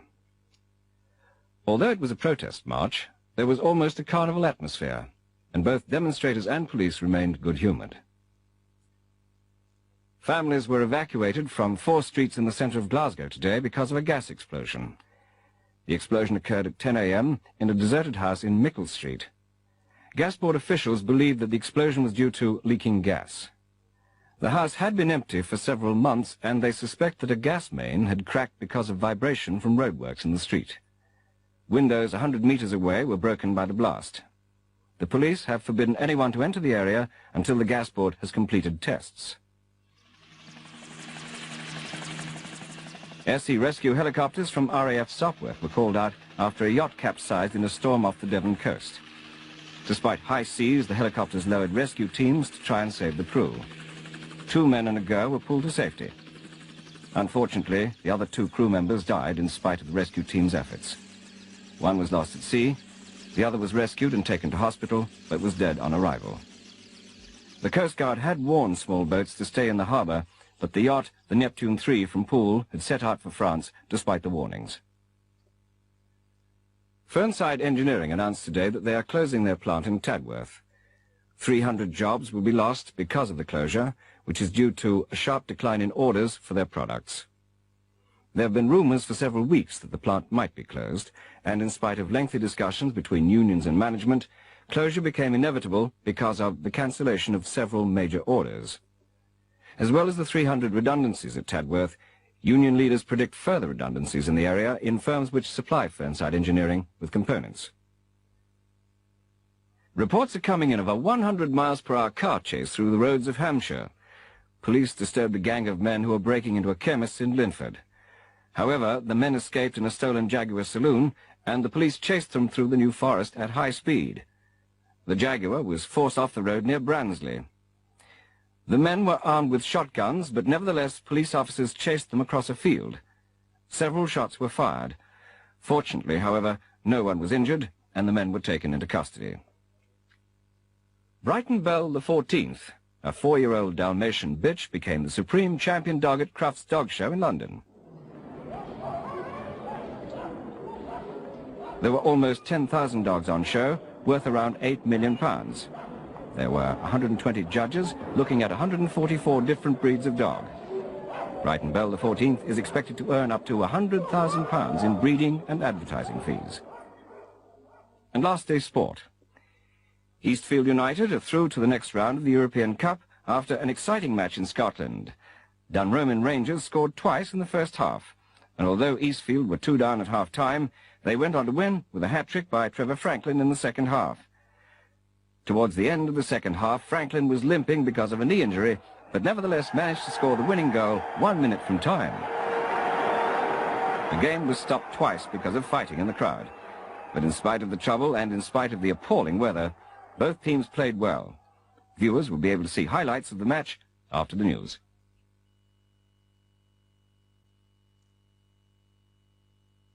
The annual dinner dance. Every year, Continental Computers holds an annual dinner and dance, to which all employees and their husbands and wives are invited. It is the only time of the year when all the employees get together socially. Christopher Simpson is a young accounts clerk. He's speaking to Edward Wallace, the Chief Personnel Officer. Mr. Wallace, can I buy you a drink? Oh, that's very kind of you, Christopher. I'll have a scotch, a large one. Ice? No, just a splash of soda, please. Thank you. I wanted to ask you, what was happening about the job in Sheffield? It's being advertised next week. Are you interested? I might be. I really don't know what to do. I'm quite happy here, but it would be a promotion. Do you think I should apply? Why not? There's no harm in trying. I'll tell you what to do. Pop up and see me on Monday, and I'll tell you what I can about the job. Martin Webber is a computer programmer. He's at the dance with his wife, Melanie. Melanie, do you have to flirt with Philip every time we come to a dance? Oh, we were only dancing. There's no need to get jealous. I saw what he was doing. He was whispering to you. Oh, Martin, you don't know what you're talking about. He had to speak into my ear because of the music. How many drinks have you had? Oh, come on. That's got nothing to do with it. Do you want to hear what he said? I don't care what he said. He was asking me what he should buy for his wife's birthday. That's all. Jacqueline Dibben works in the marketing department. She's just met Fiona Johnson, who's in charge of advertising. Ah, Jackie. So, you're back from New York? Yes, Fiona. I've been doing market research there. I know. How did you get on? Well, what I saw in the States astonished me. Really. I think there'll be a lot of demand for our new 2CL home computer. That's very interesting. Yes. What I heard was very encouraging. We've got just what they're looking for. Sir Joseph Lennox is the managing director. He's just run into Alex Fielding, one of the union representatives. Oh, good evening, Mr. Fielding. Good evening, Sir Joseph. Did you get my message about the meeting on Monday? Yes, I did. But I'm still not absolutely sure what the meeting's about. Not bad news, I hope. No. Don't worry. It's good news, in fact. What we'd like to do is expand production of the new home computer. Either we'll have to increase overtime working or take on new staff. That sounds promising. What we'll need to know is exactly how much more work will be created. I'll give you all the facts and figures on Monday, but let's forget about all that now. We don't want to talk shop all night, do we? That's not what this evening's all about. Another drink? Please. Kelly is a secretary, and Teresa works in the data processing department. Hey, Teresa. Wasn't that Neil Pincher you were dancing with? Yes. Do you know what he asked me? No. He invited me out for dinner. You're not going, are you? No fear. I've heard all about him. I wouldn't go out with him if he was the last man on earth. So what did you say? What I wanted to say was, go to hell. But I just told him I was busy.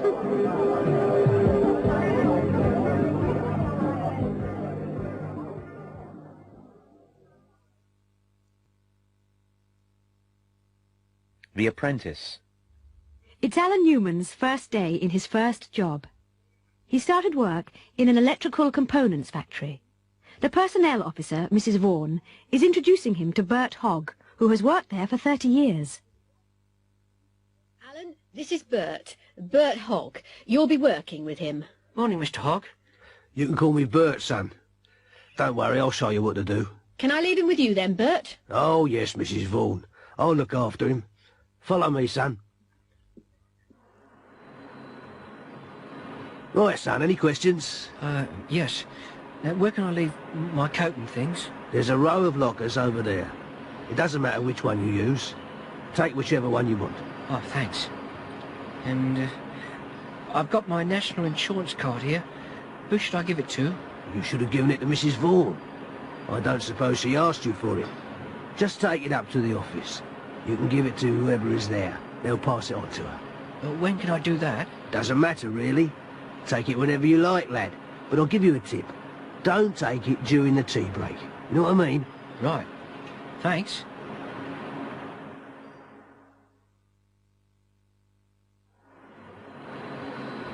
Oh, another thing. Where can I leave my motorbike? There's plenty of room in the car park. Just don't put it in a numbered space. They're reserved for the directors' cars. But apart from that, you can leave it wherever there's room.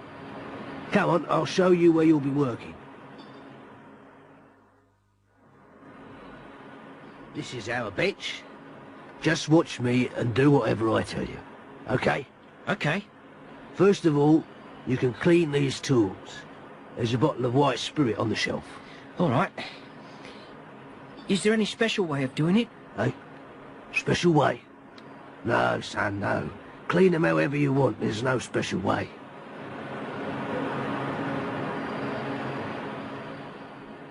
Oi, Alan. You can stop work for a bit. It's time for the tea break. Oh, thanks. Don't thank me, son. You've done well. You'll need a cup of tea. Oh, look. After the tea break, I want you to go to the stores and get me a few things. Is that all right? Oh, yes. I'll get whatever you want. Good lad. Now, I'll need a tin of striped paint, a rubber hammer, and a glass nail, a left-handed screwdriver, and a bucket of steam. Oh, and tell them Bert sent you.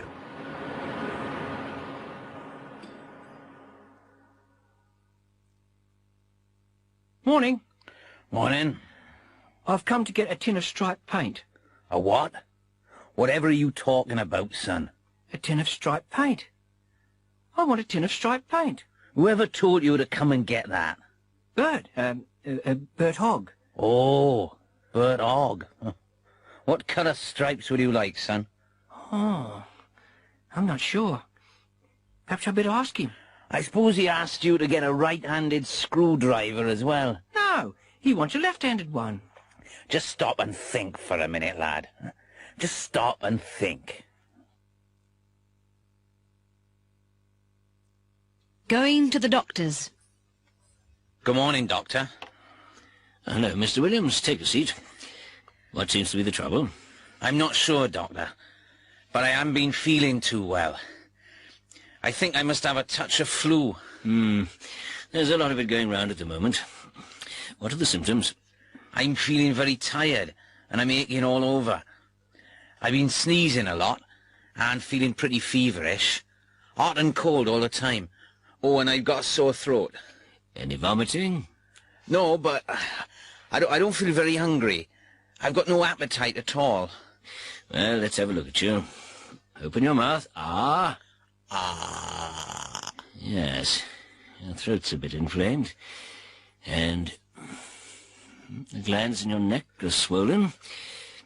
Can you just unbutton your shirt? I want to listen to your chest. Breathe deeply. Right, I'll just take your temperature. Don't say anything for a minute. Just keep the thermometer under your tongue. I'll write out a prescription for you, but you know the best thing is just to go home, go to bed, and take plenty of fluids. Wayne fell off his bicycle. He's in the casualty department at the local hospital. Dr. Singh is examining him. Hello. Wayne, isn't it?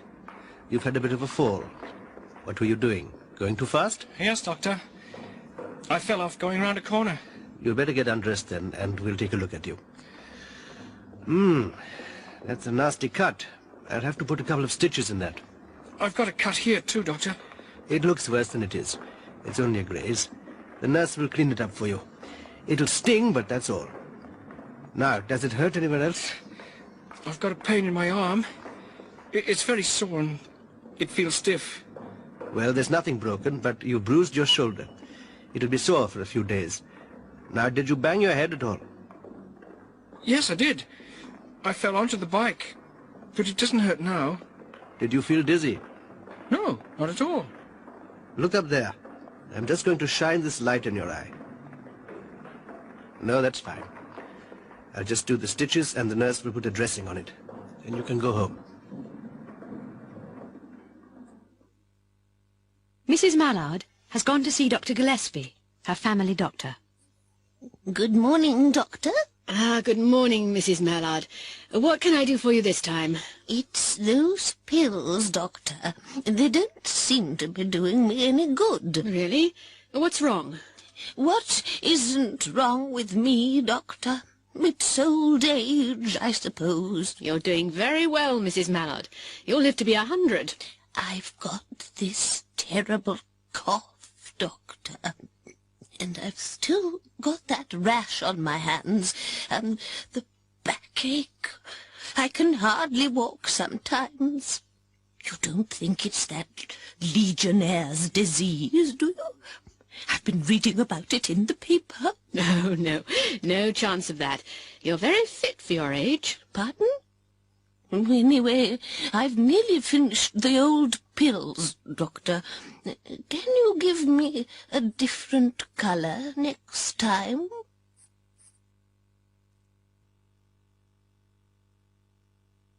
It's about time. Janet and Bruce live in London. Janet's younger sister, Pam, who lives in Edinburgh, is flying down to spend the weekend with them.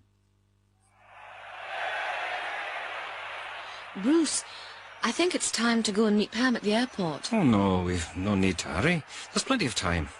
It's only 8:30. There won't be much traffic at this time of night. You never know. And I think your watch must be slow. I make it 8:40, and you'll have to stop for petrol. I'd sooner we were too early than too late. It'll take her a while to get her luggage. Oh, come on, Bruce. It's time we were leaving. We can always have a coffee at the airport. Anyway, I like watching people at the airport. I'd rather see the end of the football match. But never mind, we'd better go.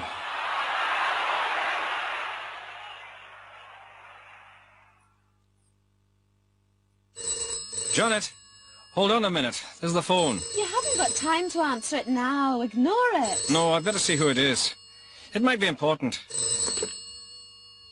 Bruce McGregor speaking. Oh, Pam! We were just on our way to fetch you. Oh, no. Hold on. I'll get Janet. Pam, where are you? I'm still in Edinburgh. The flight's been delayed. You caught us just in time. We were about to leave for the airport. I know. Bruce said so. I'm glad I phoned. You'd have had a long wait otherwise. When would you be leaving, do you think? Oh, not for an hour at least. Look, don't bother to come out to the airport. It's no trouble. We'll meet you. No, I'd rather you didn't. Honestly. Now, don't be silly, Pam. We'll collect you. No, Janet. I'd rather get a taxi. We'll be there, Pam. See you later. Oh, it's nearly 12:30. Well, we couldn't let her find her own way. Not at this time of night. She knows how to look after herself. That plane landed half an hour ago. It's about time she was here. It always takes ages to get your luggage. I know. It's about time they did something about it. Last time it took me longer than the flight.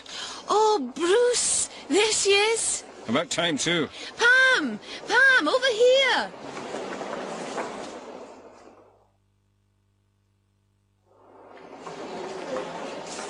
I'll go and bring the car round. I won't be long. Well, Pam, what would you rather do tomorrow morning? Fly in or go shopping? This morning, you mean? I'd rather go shopping, but there's no need for you to get up and come with me. I'd rather you had a lie in. You must be tired out. I'm a bit tired, but I'll meet you for lunch. There's a new restaurant just off Kensington High Street.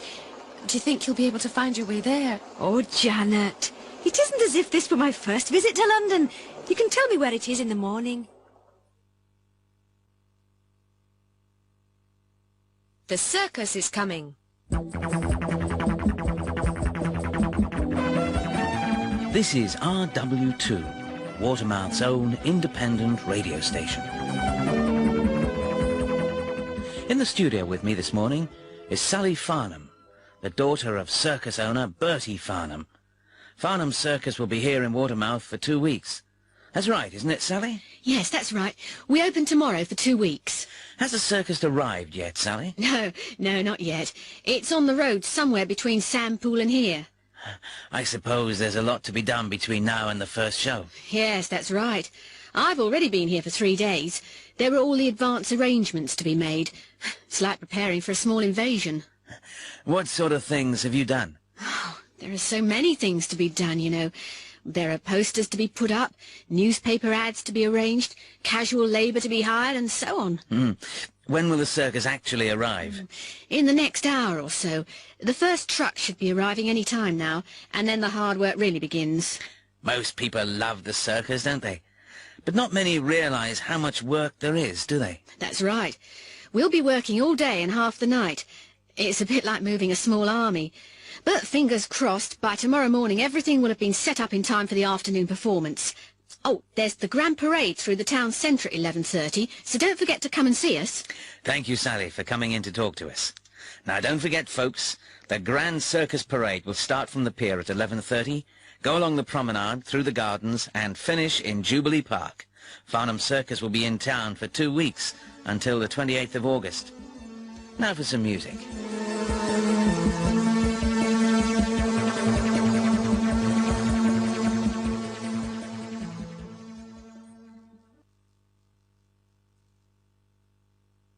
Getting things done. Tim, that bathroom tap's still dripping. It's getting on my nerves. I thought you said you were going to fix it. Oh, yes. The washer needs replacing. Why don't you replace it then? It's not as easy as that. I'll try and do it next week. But you said that last week. I know. I think you'd better phone for a plumber and get it done. I'm not really quite sure how to do it. Adrian and Susanna are going on a touring holiday of France next week. They're taking their own car. Adrian always gives Susanna a lift to work. He's dropping her off outside her office. Oh, Susanna, I won't be able to pick you up from work tonight.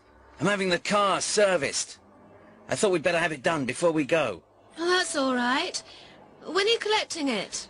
Not till 6:15. Why? Well, I want to have my hair done before the holiday. I'll try and make an appointment to get it done after work. Then you can pick me up from the hairdresser's. Okay. Can you ring me at work and let me know what time? Right. I'll call you later. Bye.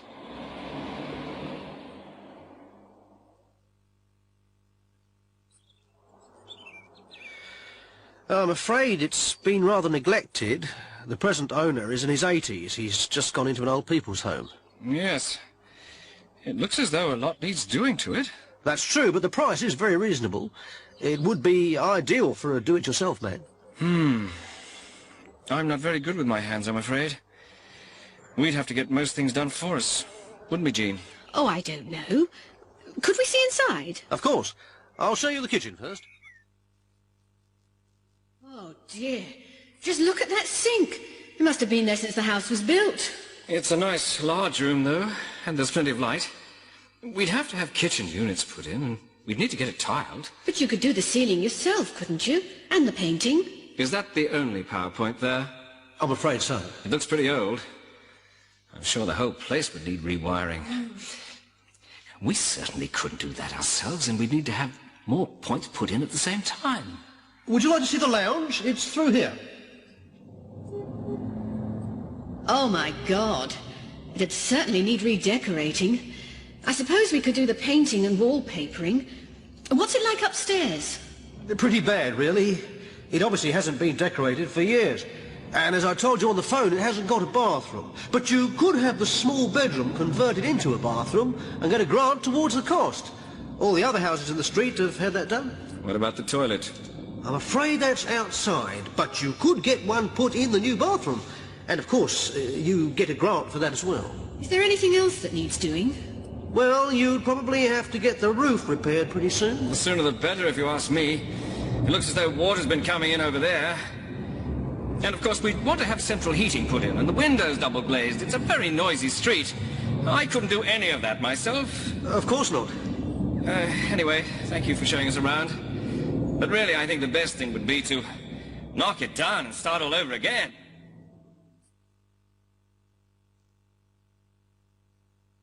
Don't panic.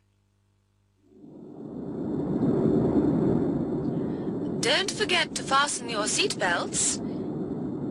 Please do not leave your seat while the warning light is on. May we remind passengers to read the emergency procedures. Please do not smoke in the aisles or in the toilets. Would you like to see the flight deck? I'm busy now, but I'll bring you a drink in a minute. I'm afraid I can't give you another drink, sir. Here's the headset. Let me help you. Please keep your belts fastened. We're going through turbulence. Remove your shoes and proceed at once to the emergency exits.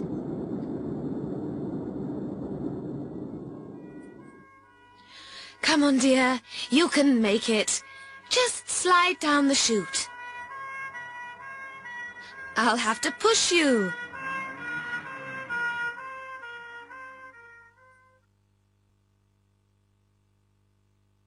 Messages.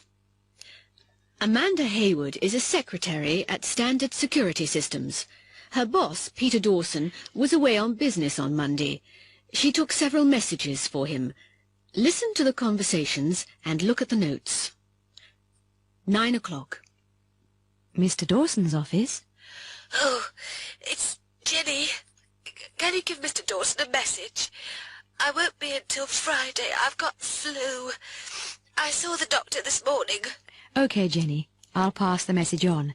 I hope you feel better soon. 9:40. Mr. Dawson's office. Can I help you? May I speak to Mr. Dawson, please?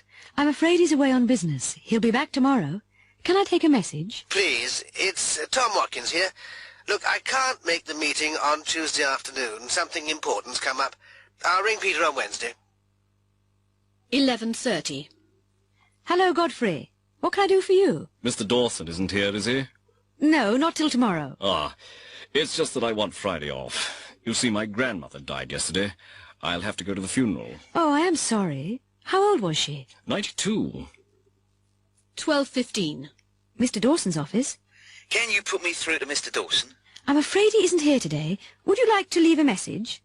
Oh, right. Wadley's garage here. It's about his new car. It isn't ready yet. There's a strike at the factory today. 2:10. Good afternoon. Mr. Dawson's office. Good afternoon. This is Juliet Dobson from Western Video Systems. Mr. Dawson's at the trade fair in Lyon, isn't he? Yes, that's right. He should be here tomorrow. Well, can you give him this message first thing in the morning? I'm afraid we must cancel our last order. The customers have changed their minds again. 3:20. Good afternoon. Mr. Dawson's office. Hello, this is Miguel Gonzalez speaking. Is Peter there? No, I'm afraid he's away on business today. Can I pass on a message, Senor Gonzalez? Yes, I may be in London from the 21st to the 25th. I want to see Peter then if possible. It's about the agency in Mexico. 4:35. Mr. Dawson's office. My name's Samantha Ellis. Can you get Mr. Dawson to phone me as soon as he gets back from Lyon? It really is very urgent. 4:55. Mr. Dawson's office. Ah, Miss Hayward. This is Charles Berry. Oh, good afternoon, sir. I've got an important message for Mr. Dawson. Give it to him the minute he comes in. Just say, don't supply Mason and Company until further notice.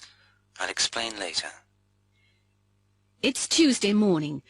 Peter Dawson has just returned to the office after his business trip to Lyon. Look at the notes and listen to her report. Good morning, Amanda. Could you come in for a minute, please? Good morning, Mr. Dawson. Did you have a good trip? Yes, thank you. Were there any messages from me yesterday? Yes, quite a few. Shall I just run through them? Please. Jenny phoned. She said she wouldn't be in till Friday. Oh.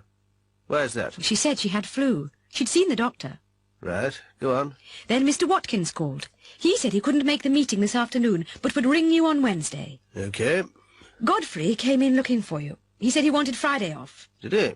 Yes, he told me his grandmother had died and he'd have to go to the funeral. Oh, dear. I'd better see him later. And Wadley's garage called. They said your new car wasn't ready. Oh, no. Why on earth not? They said there was a strike at the factory yesterday. Again? After lunch, Miss Dobson phoned. She said that Western Video Systems had to cancel their last order because their customers had changed their minds. Pity. Mr. Gonzales called from Mexico to say he might be in London from the 21st to the 25th. He said he wanted to see you then. Oh, good. I hope he can make it. And then a lady phoned, Samantha Ellis. She asked you to phone her as soon as possible. She said it was urgent. Ah, Samantha. I wonder what she wants. Oh, and just before 5, Mr. Berry phoned. He told us not to supply Mason and Co. until further notice. He said it was important, and that he would explain later. Anything else? No, that's it. Coffee? Please, that would be nice.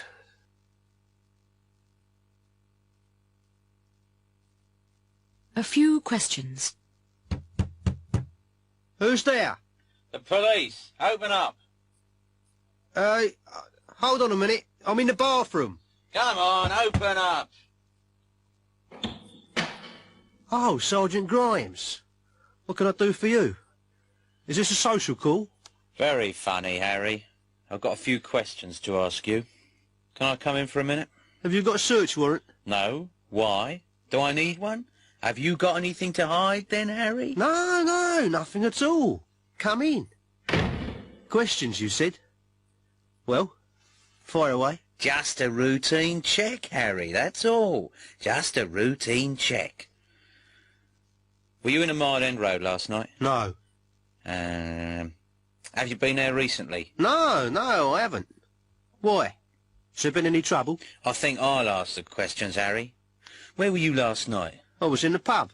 The Pig and Whistle. Did anybody see you? Oh, yes. I've got plenty of witnesses. Witnesses, Harry? You haven't been accused of anything? Yet? Why do you need witnesses? I don't, Sergeant, I don't. I was with some of my mates. I didn't know you had any, Harry. Who were they? Let me think. Tommy Ferret, Albert Bloggs and, What? Albert the Boot Bloggs? I thought he was still inside. No, they let him out last week. He got 2 years remission for good behaviour. Oh, yes, Sid Parker was there too. What time did you get there? And what time did you leave? I suppose I got there about 7 and left at closing time. Did you come straight home? Yeah. How did you get here? Did you drive? Oh, no. I'd had a few drinks. I'd never drive under the influence of alcohol, Mr. Grimes. You know me. Think before you drink, before you drive. That's what I always say. Very good, Harry. Very good. By the way, is that your car outside, the Red Granada? That's right. I've got all the papers. I can prove it's mine. Nice car. Especially as you're out of work.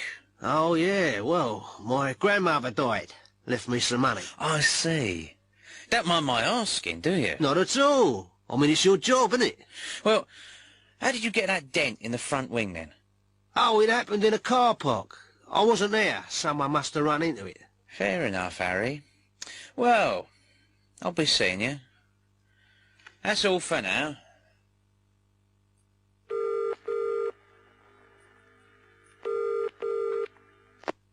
Tommy here. Tommy, listen. It's me, Harry. The police have just been round. It was Grimes again. I don't think he knows anything, but he asked a lot of questions. I told him I was with you. Bloody hell, Harry. Did you have to mention me? I'm sorry, Tommy, really I am. Look, we'd better check the details in case they come to see you. What do you mean, in case they come to see me? If I know Grimes, he'll be here any minute. Come on, Harry, tell me exactly what he asked you and what you told him.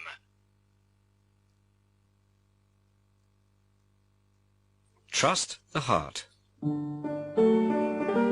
Melinda stood at the end of the garden.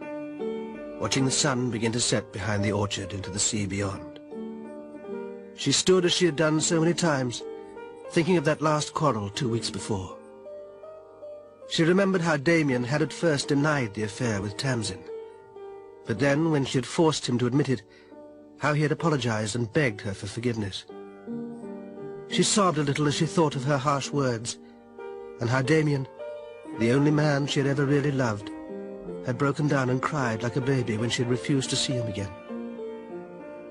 That was 2 weeks ago, and she had heard nothing from him since. She had tried to telephone. She wanted to admit that she had been unjust, to tell him how much she regretted calling him a liar. She wanted to explain that she hadn't meant to hurt him. Suddenly the noise of the garden gate opening startled her. She turned, and through the gloom she thought she could make out the familiar figure of Damien. Was it him? Could it possibly be? The approaching figure stepped into the last patch of sunlight, and the last rays of the setting sun illuminated his long, dark, curly hair. He stopped, unsure of himself. "Oh, Damien," she called softly. "Damien, is it really you?" "Melinda," he murmured. "My Melinda." She sighed deeply and ran to greet him. She took his hands tightly in hers. "My darling," she whispered, "can you ever forgive me?" "We must never speak of it again," he replied. "But Damien, I never meant—" He interrupted her. "It's all right. I know that now. My darling, promise me something." "Anything," she cried. "Here, this is for you. Please, please accept it and wear it forever." He drew a small leather box from his pocket and leaned forward to give it to her. Suddenly the box fell from his grasp. He bent to pick it up, and at that moment his glasses slipped from his nose. "Blast! Now where have they gone? I can't see a thing without them," he explained. Melinda went to help him. There was a crunch as his foot crushed the glasses into the gravel path. "Oh, no! Now I've trodden on them," he exclaimed. "Why can't I do anything right? Why do I always ruin everything?" Her laughter pealed round the garden. "Oh, Damien, you silly boy. That's why I love you so much."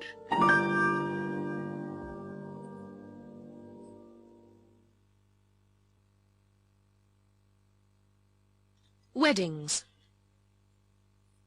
Adrian and Caroline were married recently. Our wedding was a pretty typical one, really. Caroline and I met about 3 years ago, and we got engaged last summer. We both wanted the traditional wedding. I suppose it's expensive, and some people say it's a waste of money, but it is a day to remember all your life.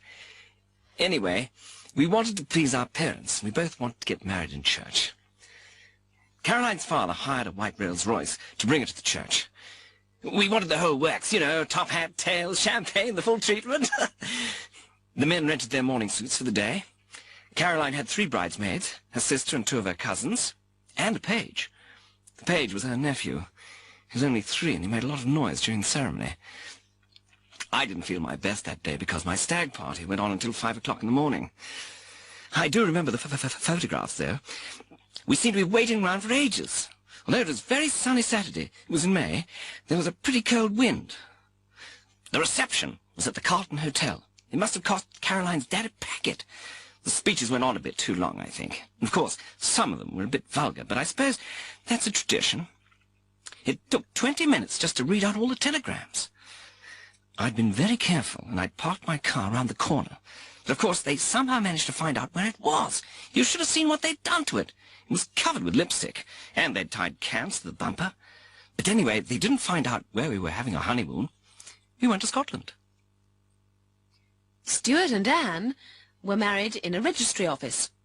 Stuart and I met last year. We were both working in Birmingham, although Stuart comes from Leeds and I'm from London.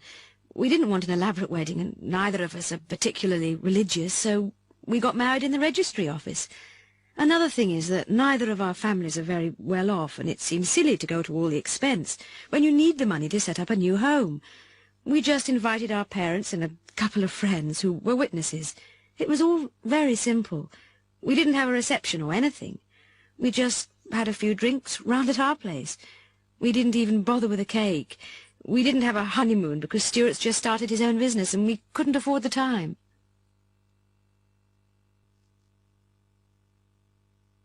Departures. Gina has been studying English at a language school in England.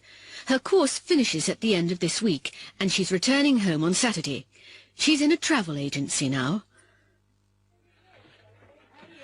Take a seat, please. I'll be with you in a minute. Yes, what can I do for you? I want to fly to Rome. Are there any seats available on Saturday? Just a moment and I'll check. Rome. What time of day are you thinking of going? Well, I'd rather not arrive too late. How about late morning or early afternoon? The 12:10's fully booked, I'm afraid. There are seats available on the 14:55 or the 16:30. Is that too late for you? The 14:55 sounds okay. What time does that get in? 18:15 local time. There's a 1-hour time difference, you know. Okay, that'll be fine. I'll pay cash, but I'll have to go to the bank and come back. That's all right. I'll hold the reservation for you. Streamline taxis. I'd like to book a taxi for Saturday morning, please. Where are you going? London Airport, Heathrow. There'll be 3 of us sharing.